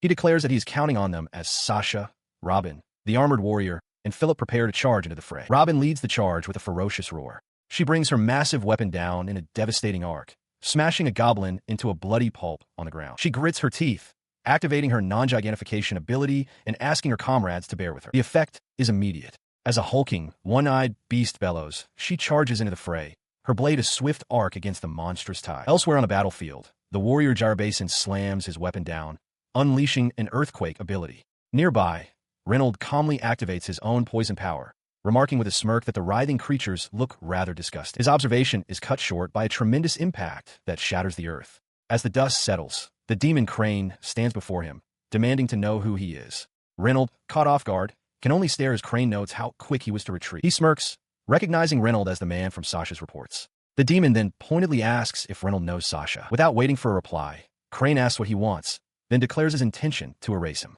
He calls Reynolds an eyesore, mocking him as trash for forgetting that Sasha is his superior officer. The insult strikes a nerve. With a furious shout, Reynolds lunges forward, his sword flashing towards the demon. But the demon vanishes. In the next instant, Crane reappears behind him, untouched, as an explosion erupts in the forest far behind them. Sasha cries out a warning, telling Reynolds that the demon has appeared. Her warning is drowned out by a new, overwhelming threat. A massive horde of monsters swarms over the ridge, a veritable flood of snarling beasts. Sasha's eyes widen as she realizes how dire their situation has become, while Reynolds shouts for everyone to look. The ground itself then begins to tremble and crack. A colossal, armored creature, like a living mountain of jagged rock, bursts forth from the earth with a deafening roar. Seeing the new behemoth, Reynolds desperately calls out Sasha's name. He watched as the colossal rock monster, a creature of earth and fury, shattered the very ground before him with its immense power. The beast let out a deafening roar that echoed across the battlefield. Seeing the overwhelming chaos and the swarming horde of goblins, Reynolds cried out Sasha's name in alarm. In response to his cry, Sasha turned to him, her expression firm. She declared that they would handle the giant creature and that he should leave Heist to her, assuring him it would be fine. With that, she pivoted and charged toward the goblin ranks, shouting for a retreat as she prepared to engage the enemy. From a distance, the demon Crane watched the scene unfold with a detached smirk. His amusement was cut short as a figure materialized before him. Heist. Crane seemed momentarily surprised, questioning if Heist had been sleeping. Simultaneously, a volley of small, cylindrical projectiles rained down, catching Heist off guard. The demon taunted him, remarking that his projection technique was as common as water in the outside world. He dodged frantically as the projectiles shot past him with lethal speed. From his position floating in the air, Crane watched with a condescending smile, noting that Heist's reflexes were decent enough, before snapping his fingers to trigger an attack. The projectiles detonated in a massive explosion, blanketing the area. Crane mused aloud about the powerful magic, but as the smoke cleared, Heist stood unharmed. His gaze was locked on the demon as he declared that Crane was his true opponent. Now clad in a new, formidable suit of dark armor, he moved with impossible speed, weaving through another barrage. Crane voiced his surprise at the powerful magic, but questioned if Heist could even land a hit. As Heist landed, kicking up dust, the demon continued his assault from above, demanding to know his next move. He knew he would die if he wasn't fast enough. A realization struck him. If he could destroy the flow of the projectiles, the attack would cease. As the next wave converged, he calmly placed a hand on the ground, and the incoming projectiles shattered into harmless fragments of light. In the brief respite, Sasha's voice came from behind him. She placed a reassuring hand on his shoulder, telling him to hold steady, that she was right there with him.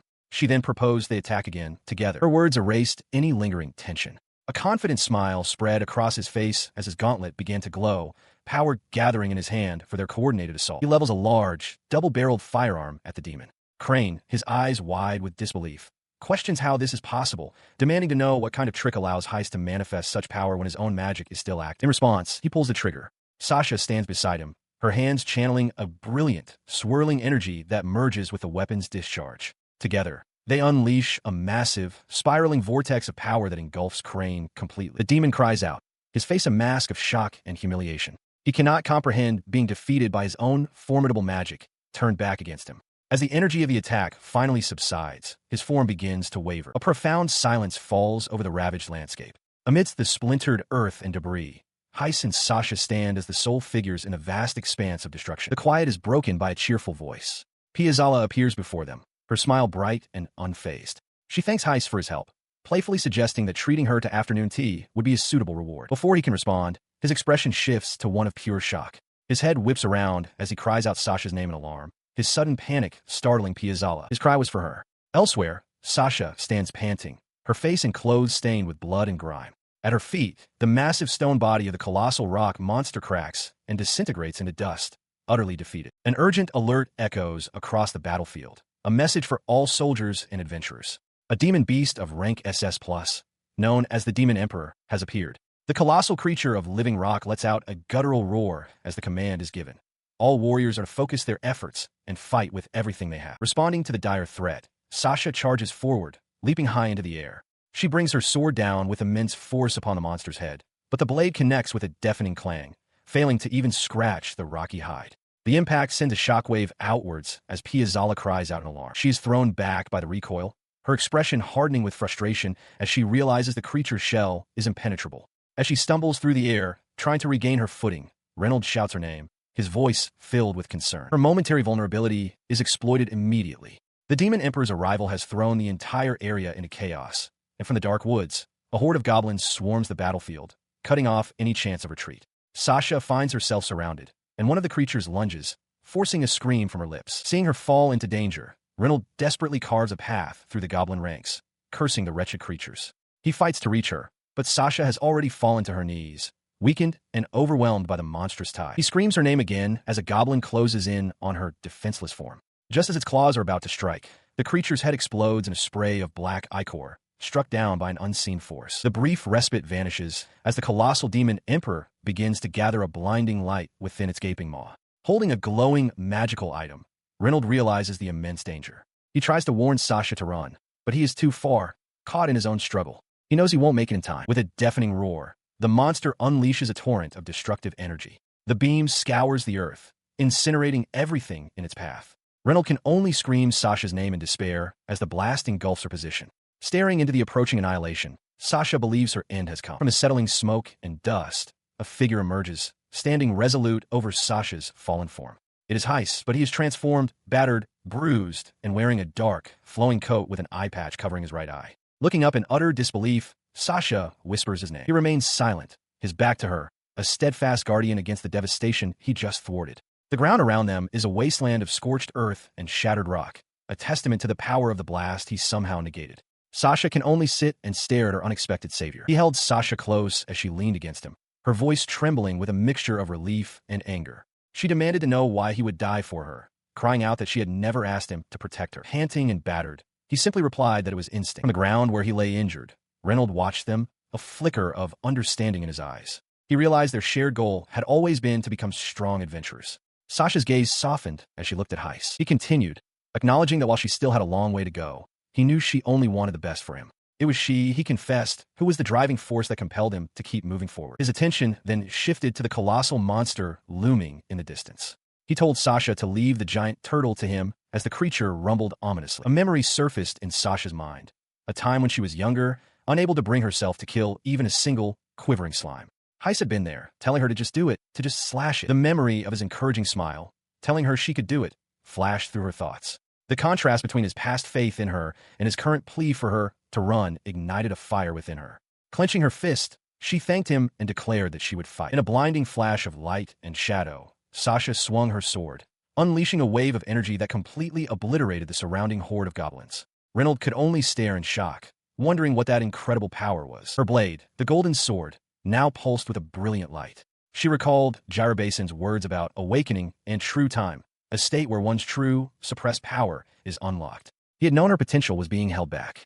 With newfound resolve, Sasha declared that Highbelk was now protected. Enraged by the display, the colossal monster let out a deafening roar. It slammed its massive head into the earth, unleashing its heavenly Fong attack and shattering the very ground with a thunderous boom. Its devastating advance was met with a defiant roar. Transformed and radiating power, Sasha charged forward, declaring herself an unbreakable shield and an indomitable sword. Her powerful cry echoed across the battlefield, piercing the hazy veil of Heiss' unconsciousness. The sound jolted him, and his eyes snapped open. He found himself lying in a bed, his face bandaged, wondering dazedly if he was in an inn. A woman's voice nearby confirmed that he was, indeed, awake. He turned his head to see Priscilla, who greeted him with a cheerful good morning. He weakly uttered her name, asking how she had gotten there. Priscilla explained that the battle was over and that she had administered first aid, confidently stating her spiritual power was more than enough for the task. His immediate concern, however, was not for himself.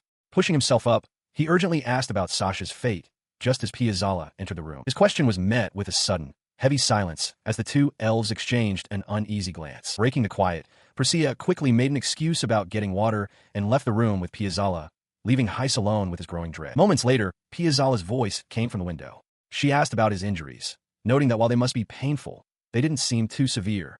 Heiss could only manage a quiet affirmation. Her tone then shifted, becoming somber as she offered a sincere, heartfelt apology. She tried to explain that Sasha had entered the fray of her own free will and that no one had forced her. As she spoke, the image of Sasha in her awakened form flashed through Heiss' mind.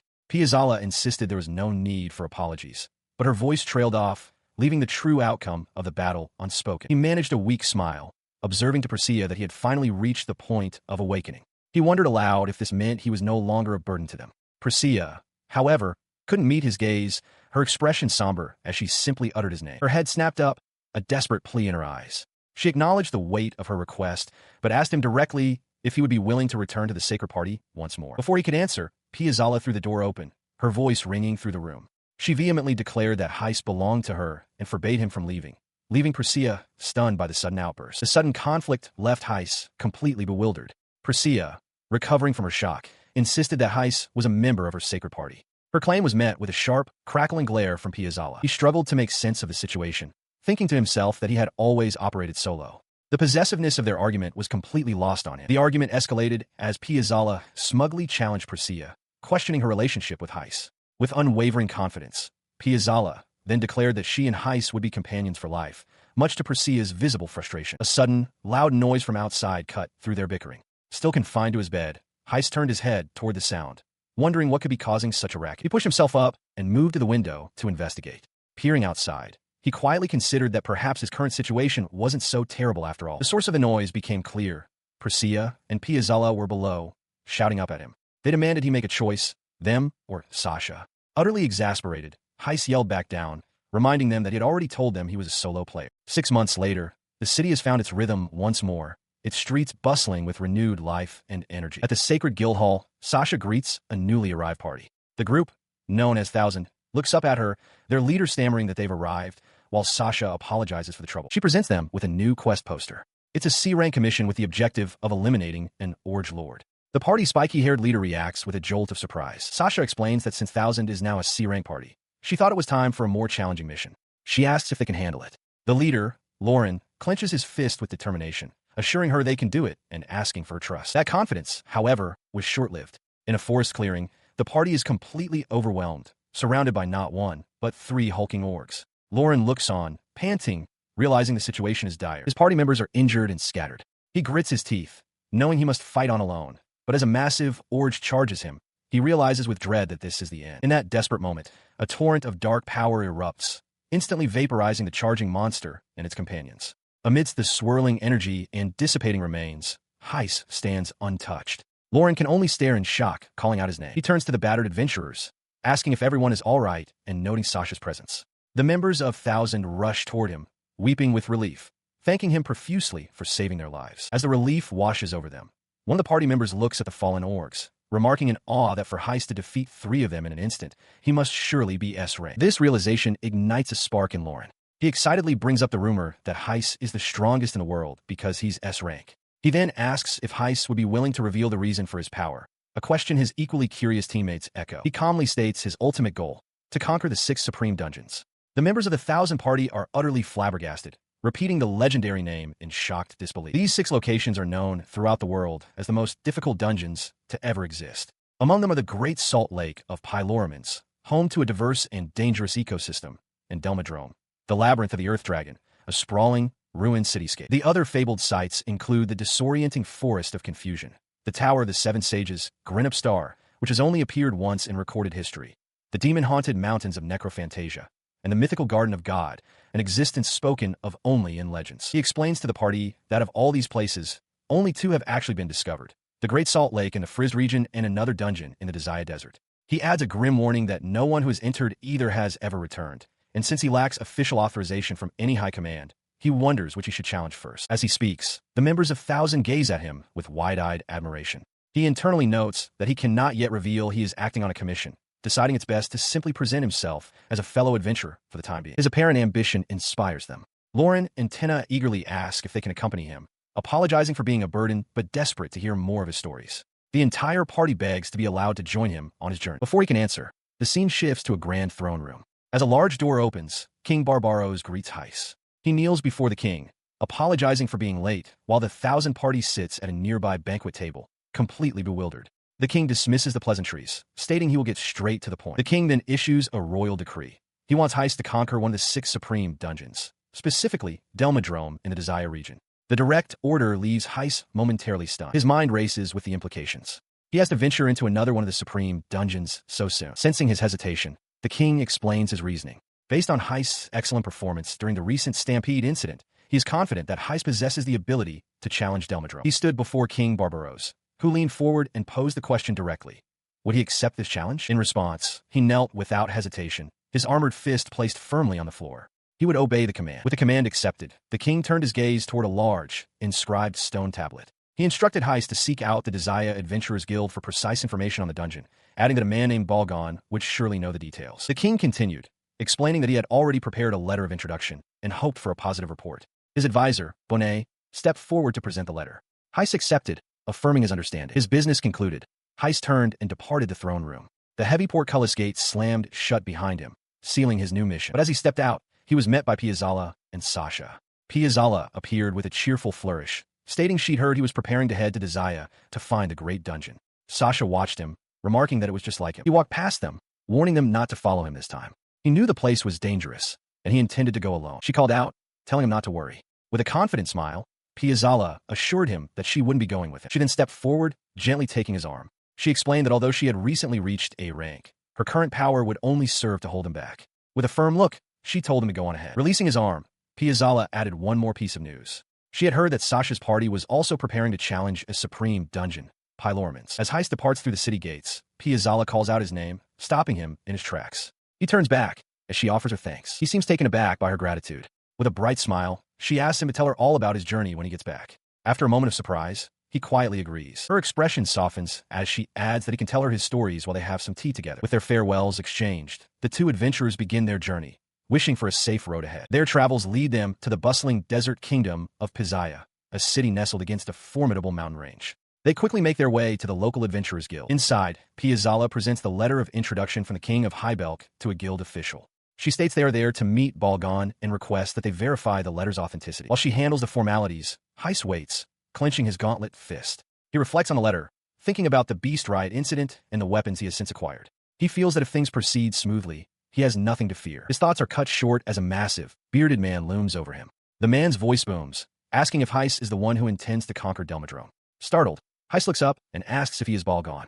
The man confirms it. Heiss explains that he has been commissioned by the king to conquer the dungeon and needs information.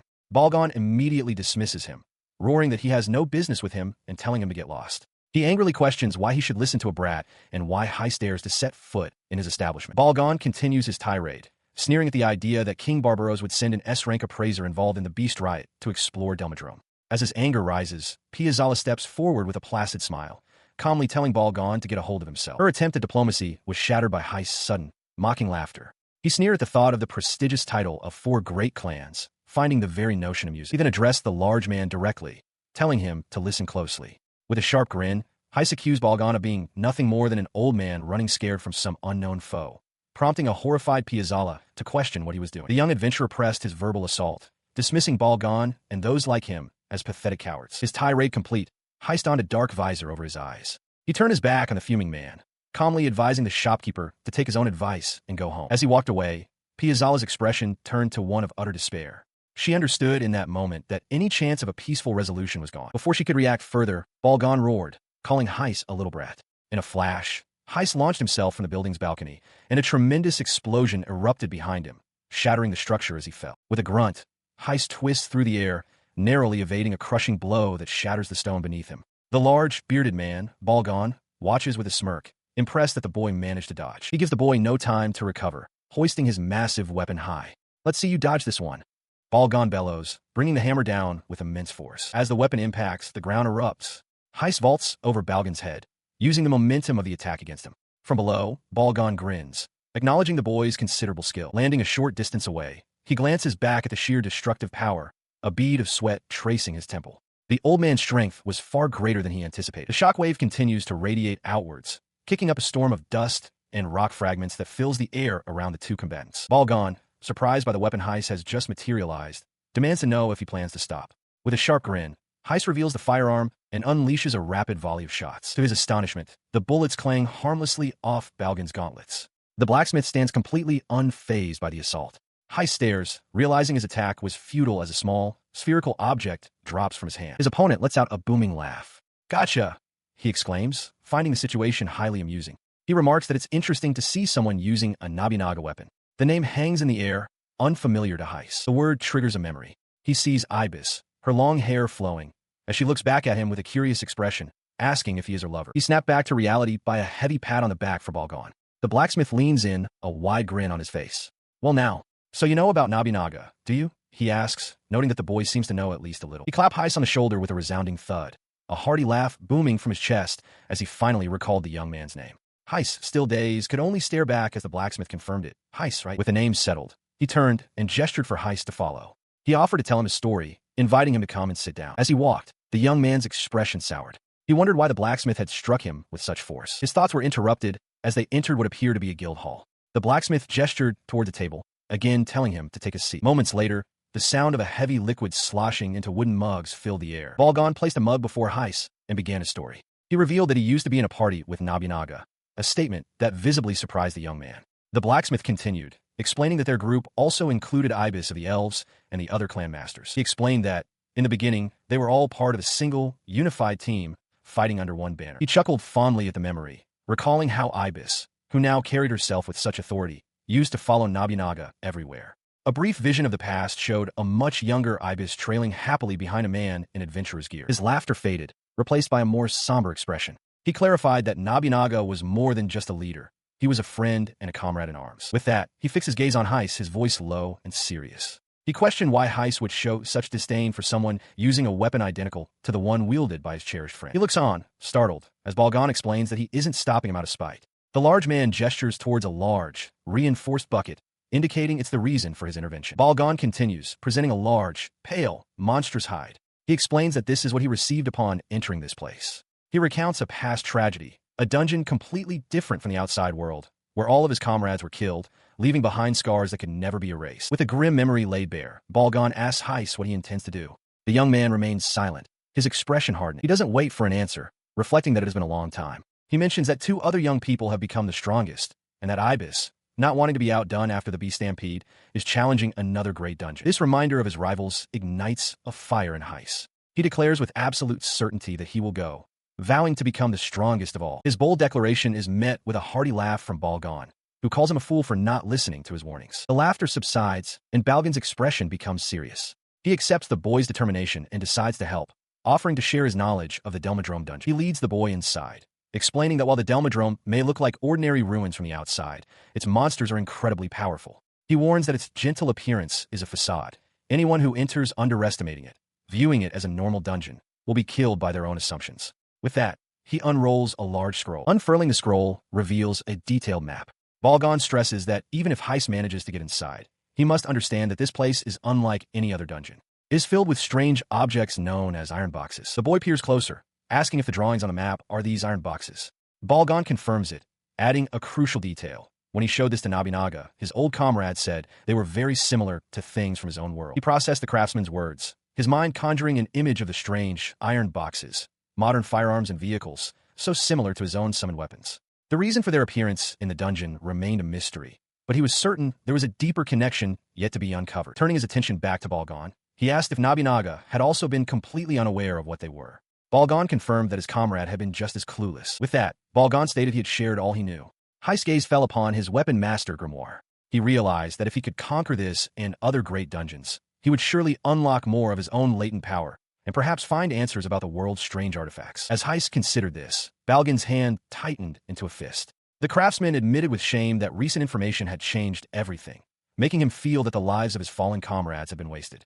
Heist watched, startled by the sudden display of raw emotion. He looked down at the map, now understanding the weight of Balgan's past. The man had been forced to risk everything just to escape with his life.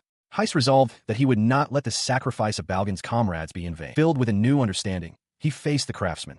Balgan, he began, then apologized for calling him a coward, admitting his own immaturity.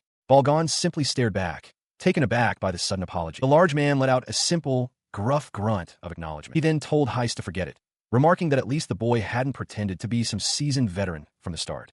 Taking a step back, Heist offered a simple, heartfelt thank you. Turning to leave, Heist looked back with a confident smile and vowed that he would conquer the great dungeon.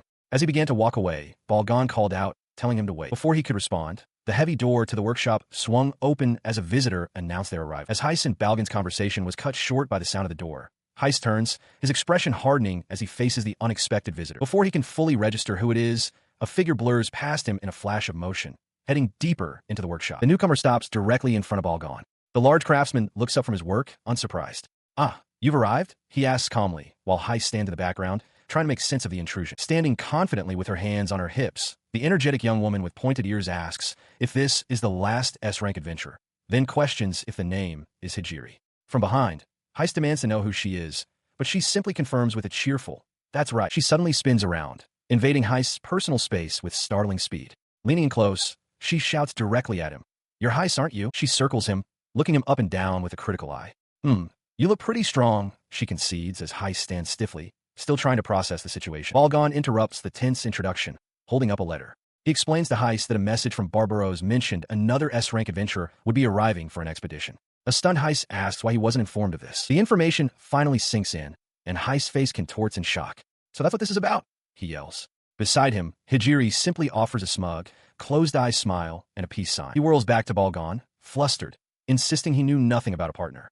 Balgan calmly replies that, regardless, this is the mission he has been assigned, referring to them as a pair. Sweating, Heist glances back at the girl, wondering if he's truly expected to accept this arrangement. Hijiri, however, looks annoyed, stating she can't just team up with someone whose background is a mystery. All Heist can do is offer a strained apology. To dispel his lingering doubt, the energetic elf thrusts her adventurer's card forward, the prominence rank clearly visible. She declares with confidence that she is, in fact, a proper adventurer. Her proof leaves him staring, still struggling to process the information as he mutters in disbelief about her S-rank status. Beside him, Balgan simply tells him to accept the reality of the situation. He looks up as the elf extends a hand with a bright smile, reintroducing herself as Hijiri. Finally responding, Heist formally introduces himself in return. A spirited young woman named Hijiri beams at Heist, expressing her hope that he will look after her. Leaning closer, she boasts about her reputation, asking if he has heard of the famous Hijiri cursed fist in the Oolong language. Nearby, the heavily bearded Balgan observes their interaction. His expression, however, is grim. He bluntly informs her that both she and Oolong are fated to die. The declaration shocks Hijiri into silence.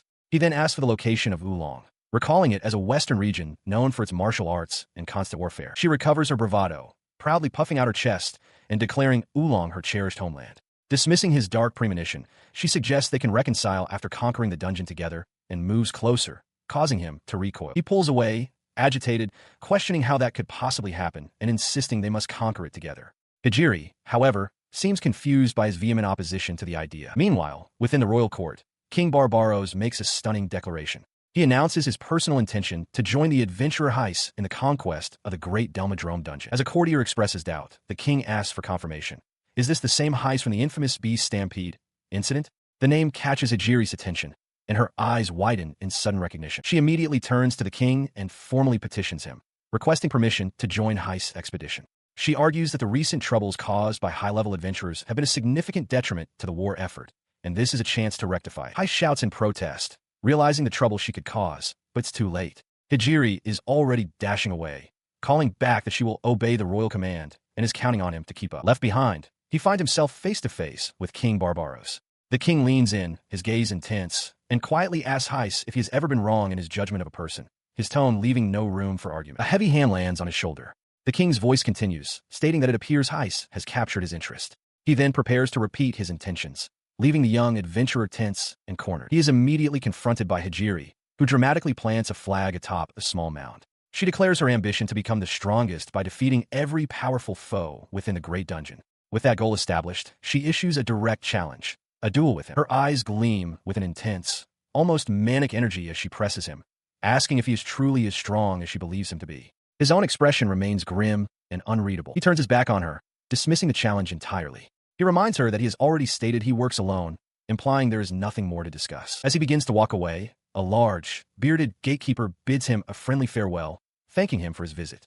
Unwilling to be ignored, Hijiri shouts from behind for him to wait. The gatekeeper watches the two of them depart, quietly wishing them a safe journey. Later, inside a bustling tavern, Heis places a substantial order with a waitress, 2 drinks, a super steak, and a complex pasta dish with wild boar, squid ink, and sour sauce. The waitress diligently jots down his requests as he adds crispy fried fish to the list. He then turns to Hijiri, who has followed him to the table, and asks with clear annoyance how long she intends to keep shadowing him. She responds without hesitation, declaring that she will follow him until they have conquered the Great Dungeon, and he finally agrees to fight her. He looks away, realizing her talk of a contest is merely a pretext to avoid one. Her resolve only strengthens as she enthusiastically announces her decision to stick with him. She proposes they conquer the dungeon together, after which they can finally have their duel. She beams, pleased with what she considers a brilliant solution. Beside her, Heis slumps forward, utterly defeated by her relentless energy. Just then, a waitress returns to their table, apologizing for the delay. Before them, a feast was laid out, the centerpiece a large, steaming dish that filled the air with a savory aroma. Hijiri let out a cry of pure delight, exclaiming how delicious it all looked. Wasting no time, she hoisted a heavy wooden mug, splashing ale as she grinned widely. She proposed a toast to celebrate the formation of their new party, shouting Heis' name with gusto. Her boisterous cheer was met with a flat, unenthusiastic sip from Heis. He looked utterly unimpressed, questioning her declaration with a simple, tired "oh, really?" He lowered his mug, stating plainly that he didn't recall any party being formed. Hijiri, undeterred, simply urged him to at least have a drink with her. She paid his protest no mind, instead taking a bite of food. She hummed in satisfaction, remarking that the delicious meal was getting her excited for what was to come. Her thoughts then turned to their objective, the Delmadrome Great Dungeon. She explained that it was the highest-ranked and S-class dungeon, its reputation looming over a vast, desolate landscape. Heist's expression hardened at the mention of the dungeon's rank. He retorted grimly that whether it was S-class or not, death came easily in such places. Hijiri nodded in agreement, acknowledging the risks. She stated that as an S-class adventurer herself, she was well aware of the life-threatening dangers they would face. Her cheerful demeanor vanished, replaced by a look of intense resolve. Her eyes widened with focus as she declared that she had to be mentally prepared for the challenge. She leaned forward, her voice dropping but losing none of its intensity. She had no intention of dying there, she explained to a terrified Heis, because she couldn't possibly die until she had defeated him. She tightens her grip on his collar, her expression a mix of glee and fierce determination. She declares that she's already told him her plan. She will defeat everyone, grow stronger, and eventually become the most powerful person in the world. Heis, stunned by her intensity, can only stammer, questioning why she is so fixated on this path. Her words bring to mind his own past, a time when his power was undeniable. His accomplishments during the Beast Riot became legendary in Oolong, where he not only annihilated 1,000 demons, but also eradicated the entire demon race. Despite these monumental feats, a quiet thought surfaces in his mind. The burden of that power felt surprisingly light. Back in the tavern, he remains lost in thought as Hijiri takes a swig from her mug. She complains that he refuses to even entertain the idea of a competition.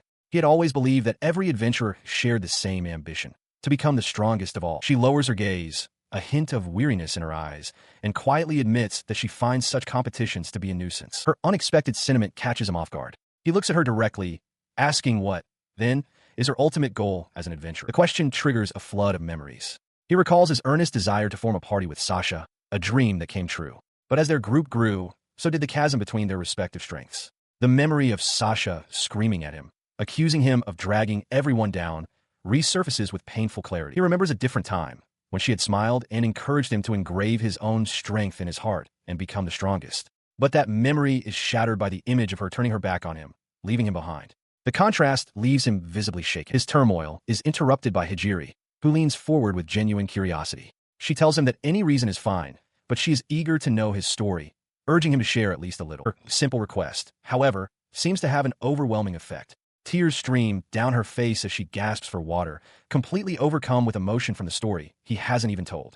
Heis can only stare, utterly baffled by her dramatic reaction. He decides against continuing the heavy conversation, the mood for it now completely gone. Instead, they proceed into a bustling town square, the air thick with the sounds of commerce as crowds weave between market stalls. Amidst the activity, Heiss observes that they must be approaching the Delmadrome dungeon, noting how different it is from a typical tourist area. Hijiri, however, is captivated by a food stall, excitedly pointing out that they're selling beef tongue skewers for a bargain price. The vendor presents their order. She turns to him, clarifying that this tourist area was built upon ancient ruins. She then adds that she also has work to do here. He asks what she means by that. As he speaks, a sudden realization dawns on Hijiri. From their current location, they can head straight to the dungeon. Her idea sparks a competitive fire. With a grin, she challenges him to a race, declaring that the first one to arrive at the dungeon gets to be the leader. Heiss looks on, taken aback by her sudden, childish enthusiasm. Soon after, they arrive. Before them stands a colossal arched gateway, carved into a mountain, its dark entrance exuding an ancient power. As Hijiri stares in awe, Heiss identifies their destination with grim certainty, the Delmadrome dungeon. Upon entering the great Delmadrome labyrinth, Hijiri stares in wide-eyed wonder at the colossal scale of the ancient stone structure. "Whoa, it's huge!" she exclaims, her voice echoing in the vast chamber. Her enthusiasm carries her forward as she runs ahead, dismissing any potential danger with a cheerful, "It's fine, it's fine." Heiss calls out for her not to go on her own, a flicker of doubt crossing his mind as he questions the wisdom of challenging one of the forbidden labyrinths with such a reckless partner. He follows, his boots sinking slightly into the ground. He notes that the sand makes walking difficult, a small but constant drain on their stamina. Though the interior currently resembles any old ruin, he knows the truth. This is one of the hardest dungeons, and they must remain vigilant. His caution proves warranted in the worst way possible. The ground gives way beneath them without warning. "Kia, what the?" Hijiri cries out as she begins to sink. Heiss looks down in horror, realizing they've stumbled into quicksand and cannot get out. As they are pulled under, he desperately reaches out, perhaps attempting a skill or trying to grab onto something. But it's too late. With a curse, he realizes his efforts are futile as the sand consumes them. After a jarring fall through the earth, Hijiri lies dazed on a new, solid floor, groaning softly. She stirs to find Heiss already by her side. "You awake?" he asks. She looks around the unfamiliar, dark cavern, her voice weak. "Heiss, where?" He helps her to her feet, and together they survey their new surroundings, a deeper, more menacing section of a labyrinth. Heiss' voice is grim as he observes the path forward. "Once you go in, there's no going back. Yeah, it's definitely not going to be easy." As she listens, a realization dawns on Hijiri. She looks at Heiss' back, understanding that he could have simply left her to her fate after the trap. Instead, he went after her, averting her gaze. She touches her arm and offers a quiet apology. "Sorry, it's my fault." She then adds, trying to find a silver lining, "Well, we were planning on going down, so this works out." She looks over at Heiss with a wide, surprised grin, remarking that he's a surprisingly good person. He can only respond with a bewildered grunt. With renewed energy, she grabs him by the shoulders, declaring that they should press onward. He flinches, thinking she is far too close for comfort. As they venture deeper into the ruins, Hijiri spots a strange, pole-like structure and asks what it is. Heiss glances at his book, recognizing the object from his readings. He explains that he believes it was some sort of signal. Hijiri marvels at the convenience of finding such a thing, which bears an uncanny resemblance to a traffic light from another world. He recalls Balgan's words that this labyrinth holds traces of another world. The book in his hands shows images of other foreign objects, a car, and a motorcycle, confirming the strange nature of their surroundings. Suddenly, their path is blocked by a group of black goblins. Seeing them, Hijiri turns to Heiss. Noting that he saved her earlier, she asks if she can handle these creatures as a warm-up. Heiss agrees without hesitation. He clenches his gauntlet fist, giving her a firm "all right" in response. With his approval, Hijiri shouts, "Let's go," and activates her ability. Large, crystalline minerals erupt from the ground around her.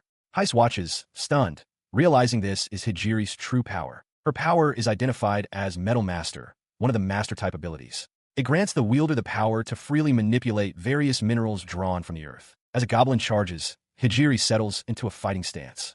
She announces her technique, Granny's Wing style Bajiquan, a martial art she can only employ when using her Metal Master skill. She moved with explosive grace, her Metal Master ability ripping hexagonal plates of or from the ground. The projectiles shot forward, striking the black goblins as she simultaneously closed the distance, her fist connecting solidly with a goblin's jaw. With a ferocious grin, she roared a challenge, sending another, larger slab of metal hurtling toward the goblin. The dust settled to reveal the goblins lying defeated around her. She struck a triumphant pose, beaming with pride as she asked what he thought of her performance, declaring it amazing. Her moment of triumph was short-lived. From the surrounding darkness, a much larger horde of black goblins emerged, their eyes glowing menacingly as they swarmed her position. Her confident expression vanished, replaced by a cry of alarm. The creatures lunged, a wave of claws and teeth descending upon her before she could react. Watching the ambush unfold, Heiss analyzed the situation. He recognized the black goblin strategy, A small initial attack to lull their prey into a false sense of security, followed by a full-scale assault from the main force, with yet more hiding underground, waiting for the right moment to strike. He warned her not to let her guard down, remarking that even a third-rate adventurer would know such a basic tactic. Despite his critique, he acknowledged her initial display was not bad and declared that he would take the lead. Hijiri could only manage a frustrated grunt in response. Stepping in front of her, Heist thrust his palm forward, unleashing a concussive blast of pure force that sent the attacking goblins flying. As the dust settled, Heist glanced back, wondering what she was doing now. He found her completely distracted, crouched down and captivated by a small, white, rabbit-like creature she had found, exclaiming over how cute it was. 12 days later, the journey continued. A hearty plate of food sat ready to be eaten as one of them gave thanks for the meal. While resting in a labyrinth, Hijiri eats with audible enthusiasm, taking a large bite of food. She turns to Heist, her cheeks full, and praises his cooking before complimenting his strength and his use of unfamiliar weapons. From their camp in the background, Heist offers a simple thanks. Her praise quickly turns into a challenge. She excitedly asks if he will duel her once they get out of the labyrinth. Heist immediately shuts her down with a blunt no, causing her to cry out in frustration. He then adds that he feels the same way about her strength, acknowledging her skill. Hijiri looks at him, surprised by the admission. His left eye now covered with a bandage. Heist asks why she is so desperate to fight him specifically, pointing out that there are plenty of other strong people in the world.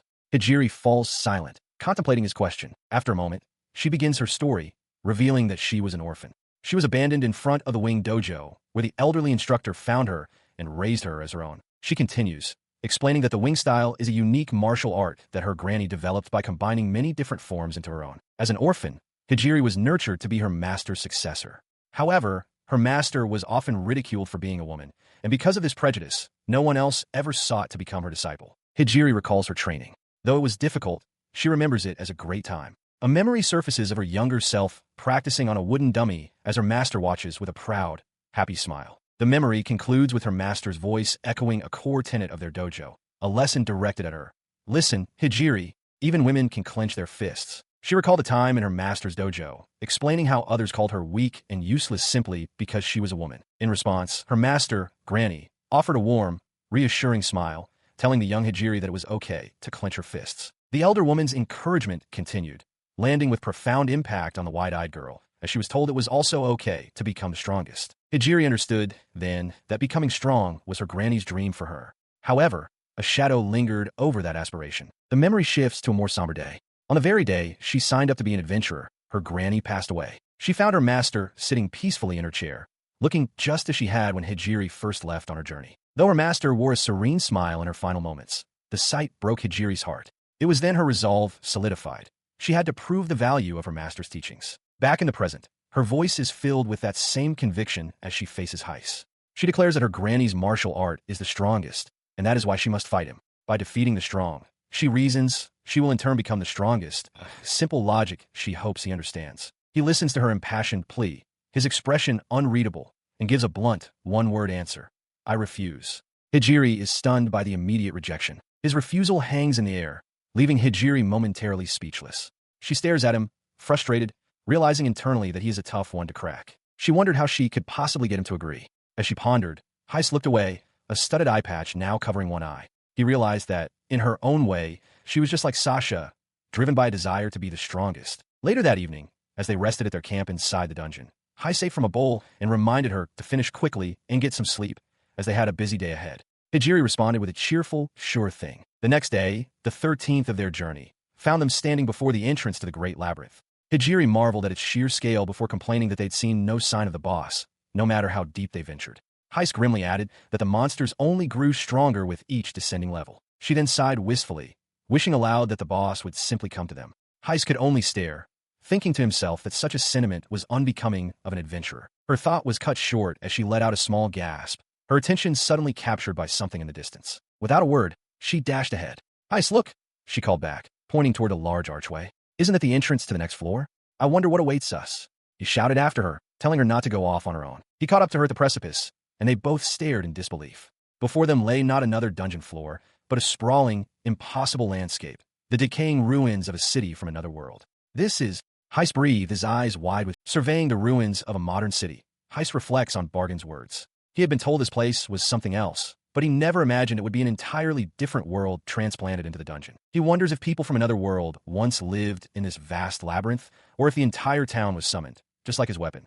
Hijiri looks on, sensing the weight of his thoughts. His attention is then drawn to the rusted, shattered husk of a vehicle. He points it out to Hijiri, noting that it looks quite a bit like his own summoned weapons. He confirms his suspicion aloud, concluding that his guns must also be from another world. Hijiri's eyes widen with a sudden, playful realization. She excitedly asks if that means if she were to defeat him, she would have effectively conquered another world. Ignoring her question, Heist looks over the widespread destruction. He and Hijiri contemplate the cause, wondering if monsters or humans were responsible, but they can only guess given their lack of information. Amid the debris, Hijiri spots a staircase leading down.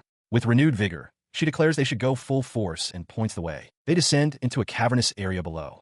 The walls are pocked with strange, dark holes. Hijiri notes that it feels like they are deep underground, questioning the bizarre nature of the dungeon. Suddenly, a horrible smell fills the air. The unsettling atmosphere gives Heist the same feeling he had when he first acquired his Weapon Master book. He realizes this is no normal dungeon. It is a place filled with the unknown. Without warning, the area erupts. Debris and rock explode outwards, catching both Heist and Hijiri completely by surprise as they are thrown back by the force of the unseen attack. He grunted, bracing himself as the ground erupted, sending both him and Hijiri tumbling back amidst a shower of rock and debris from the powerful, unseen ambush. As the initial shockwave passed, Hijiri peered into the dust-filled cavern, trying to locate the source of the foul smell they had noticed earlier. From the gloom, a monstrous form revealed itself. A colossal, white worm-like beast with a gaping, gear-toothed maw reared back, letting out a deafening hiss. Heist stared, shocked. What the heck is that? He was certain he'd never seen anything like it in the guild's archives. Hijiri grimaced in disgust, comparing it to a snake. As Heist tried to recall if he'd seen it before, he instinctively raised his weapon and fired a shot. The bullet deflected harmlessly off the creature's hide. As Heist reacted in surprise, Hijiri suddenly cried out in realization. I remember now. Heist, this thing's skin is super tough. He looked at her, bewildered by her sudden knowledge. Her certainty came from a memory of her instructor, an elderly woman she called Granny. The lesson detailed a creature with incredibly hard skin whose only weak point was a core inside its mouth, noting it was also quite fast. Hijiri recalled doubting her Granny's tales, but now realized they were true. Back in the present, Heist pressed her. So, what's its weakness? Hijiri boasted about her master's amazing knowledge, prompting a confused Heist to ask who her grandma even was. She ignored him, pointing at the beast's maw. It has a core inside of its mouth. As the monster thrashed about, Hijiri planted her feet firmly. I'll make it stop moving, she yelled. Heist, now's your chance. He didn't hesitate. As Hijiri prepared to act, Heist leveled his weapon, firing a projectile that streaked directly toward the core exposed within the creature's open mouth. After the impact, they stood together, observing the wall where the monster had been. It was now riddled with strange, perfectly spherical black voids. He stared at the strange, fleshy creature that had appeared, its maw gaping. Beside him, Hijiri expressed doubt, wondering if even exploiting a weakness would be enough to defeat this one in a single blow. Despite the new threat, Hijiri's competitive spirit flared up, and she eagerly anticipated their duel. Heist, however, remained focused, glancing at the strange voids left by their last foe before steeling himself and declaring, "Let's go." As they engaged the creature, Hijiri immediately identified its weak point, shouting for Heist to target its stomach. Heist, admitting he had no prior knowledge of this monster, unleashed a powerful blast from his gauntlet, just as the creature's massive arm swung down. His attack connected, but Hijiri urgently warned him that unless the core was destroyed, the monster would simply regenerate. Her words proved true as the creature's horn, leg, and back rapidly reformed from the damage. She clarified her warning, indicating the creature's true vulnerability. Embedded within its torso was a strange, star-shaped mass of flesh containing a single, unblinking, eye-like core. Startled by this crucial detail, Heist turned to her, but Hijiri simply offered a nonchalant apology, admitting with a smug grin that she had forgotten to mention it. As the battle raged on, Hijiri posited that the eye must be the weak point, questioning if it wasn't too obvious. Though Heist was skeptical, he conceded that since she couldn't think of anything else, they might as well try. Their attempt resulted in a catastrophic transformation. The creature dissolved and reformed into a grotesque amalgamation of monstrous parts, crackling with dark power. Staring at the new, far more menacing foe, Heist grunted in dismay, while Hijiri declared the situation to be the absolute worst. Sometime later, in a moment of respite, the spray of a showerhead filled the air. Hijiri's voice expressed pure amazement that Heist would bring such an item, to which he calmly replied that it should be expected. She luxuriated under the warm water, but her relief was mixed with frustration. She complained loudly that she hadn't packed or prepared anything at all, despite knowing they were entering one of the most difficult dungeons. She explains that she tried her best to compensate for her perceived weakness, giving it her all. Heist, listening intently, questions this self-assessment, reminding her that she is incredibly strong. Hijiri adds that he, in contrast, seems capable of anything, not to mention being a good cook. Surprised by his story, she then shares her own past. She reveals that she used to handle all the non-combat duties for her former team. It was only after being kicked out that she was forced to discover her own latent abilities and become stronger. He reflects internally that if he were a teammate, he would never have kicked her out, wondering if he's letting his guard down due to her airhead personality. Meanwhile, Hijiri feels a wave of nostalgia for her early days as an adventurer and asks for some water. In response, Heiss admits he also let his guard down before dousing her with a bucket of frigid water. A piercing shriek echoes from the tent as she cries out from the sudden, intense cold. After their rest, they venture deeper into the dungeon, emerging into a bizarre, steamy landscape populated by countless small, white creatures with simple, smiling faces. Now fully dressed, they traverse the humid terrain. Hijiri complains about the oppressive heat, while Heiss openly questions the strange nature of this particular dungeon floor. Their trek is cut short as they both stop suddenly, their expressions shifting to wide-eyed disbelief at something that has appeared before them. Looming in the distance is an impossible sight, a massive, derelict amusement park, complete with a towering Ferris wheel and the skeletal frame of a roller coaster. Staring up at the structure, Hijiri wonders aloud if this is another building from a different world, distinct from the floors above, and speculates that the dungeon boss might be inside. As if in answer, a tremendous roar echoes from within the park. His expression hardening with resolve, Heiss confirms her suspicion and declares that they will go forward. They stepped into the eerie silence of the derelict amusement park. A skeletal Ferris wheel loomed over a decaying carousel, its painted horses frozen mid-gallop, all under a pall of dust and neglect. As they walked through the bizarre landscape, Heiss agreed with Hijiri's observation about the strange buildings. From the shadows, a smooth voice commented that it was not expecting to find humans in such a place. The voice put them on immediate alert.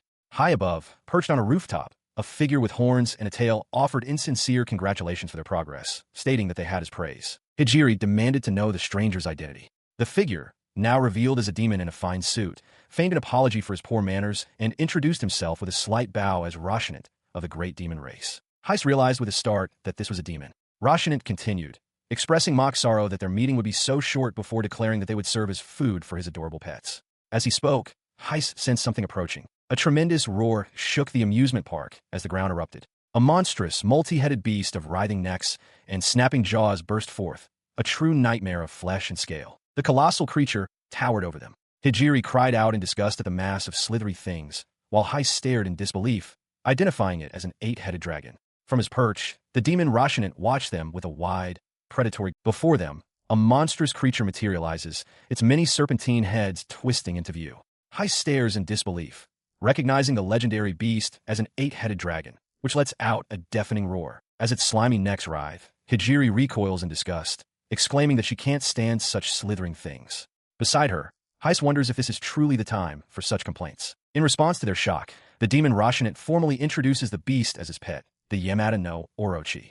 He adds that it is also known as one of the 7 catastrophes, a name that causes Hijiri to gasp in sudden recognition. She asks what the 7 catastrophes are, though her expression suggests she already knows. A memory surfaces of her master, an elderly woman, who seems to be the source of this familiarity. The memory continues, with her master explaining that while many monsters have weaknesses that can be easily exploited, there are powerful exceptions that lack such vulnerabilities. These fearsome creatures, feared since ancient times for the destruction they caused, were known by a single, ominous title, the 7 catastrophes. Hijiri recalls her master's final, stark warning.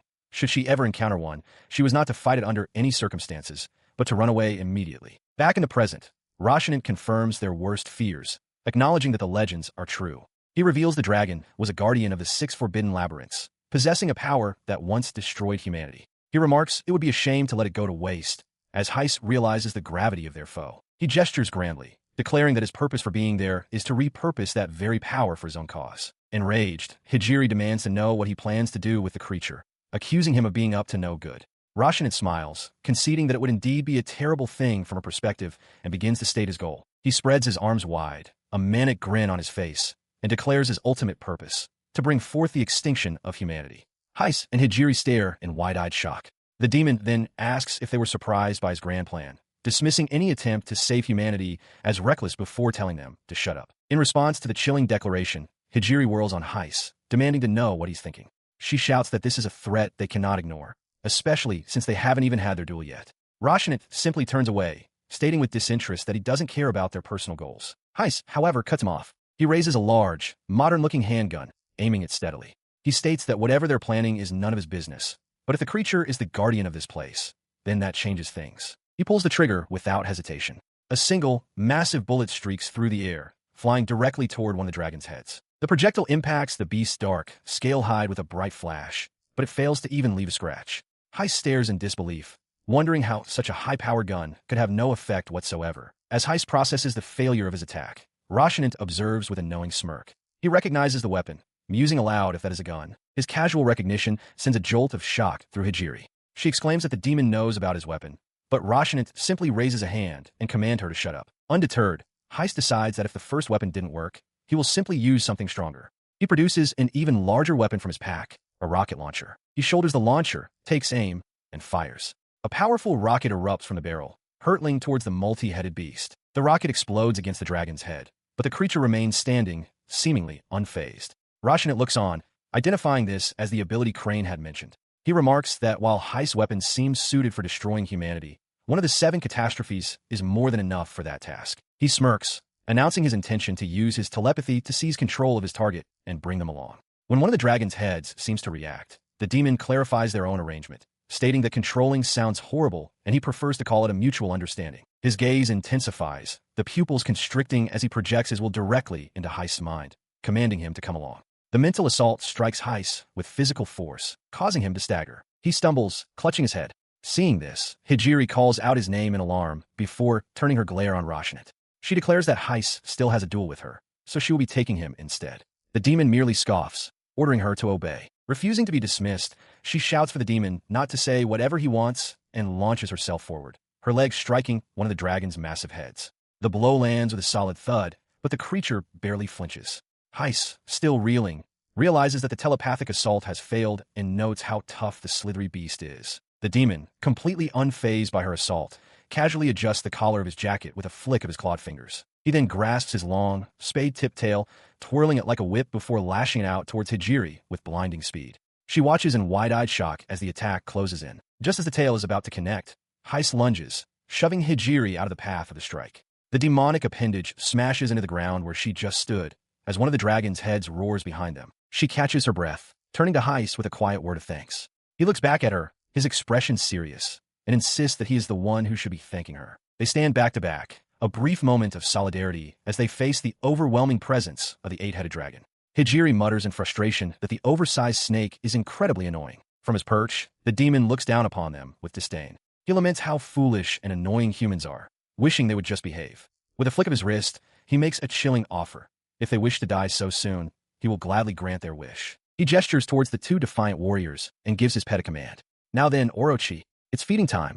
Go! The many heads of the colossal dragon roar in unison, lunging forward to attack. As the monstrous heads descend upon them, Heist grits his teeth, his expression hardening. He and Hijiri stand their ground, bracing for the onslaught. She watches the creatures advance, a look of disgust on her face. She mutters about the darn 8-headed snake, finding the way it moves and slithers to be utterly gross. Her disgust quickly turns to fury. Don't get too cocky, she roars, leaping forward and driving her armored fist directly into the face of an approaching dragon head. The impact is immense, but the head, though momentarily stunned, remains intact. Hijiri stares in disbelief, her attack having seemingly done no real damage. No way, she thinks, just how tough are you? In response, the beast's maw opens wide, spewing a sizzling liquid onto the ground before her. Hijiri watches in horror as the earth itself begins to melt. It's an acid attack.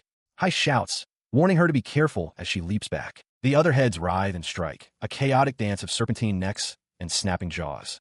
Hijiri lands, expressing her sheer frustration with an exasperated geez. She glares at the relentless creature, screaming, "You stubborn thing." Her eyes dart to the side as she calls out for her partner, Heist. He answers her call not with words, but with action. From his pack, a massive, high-caliber sniper rifle materializes in his hands. He plants his feet, takes aim at one of the dragon's heads, his gaze cold and focused. A powerful blast erupts, and one of the dragon's heads explodes in a shower of dark fragments. Yeah, that's one down. Hijiri cheers, her face alight with victory.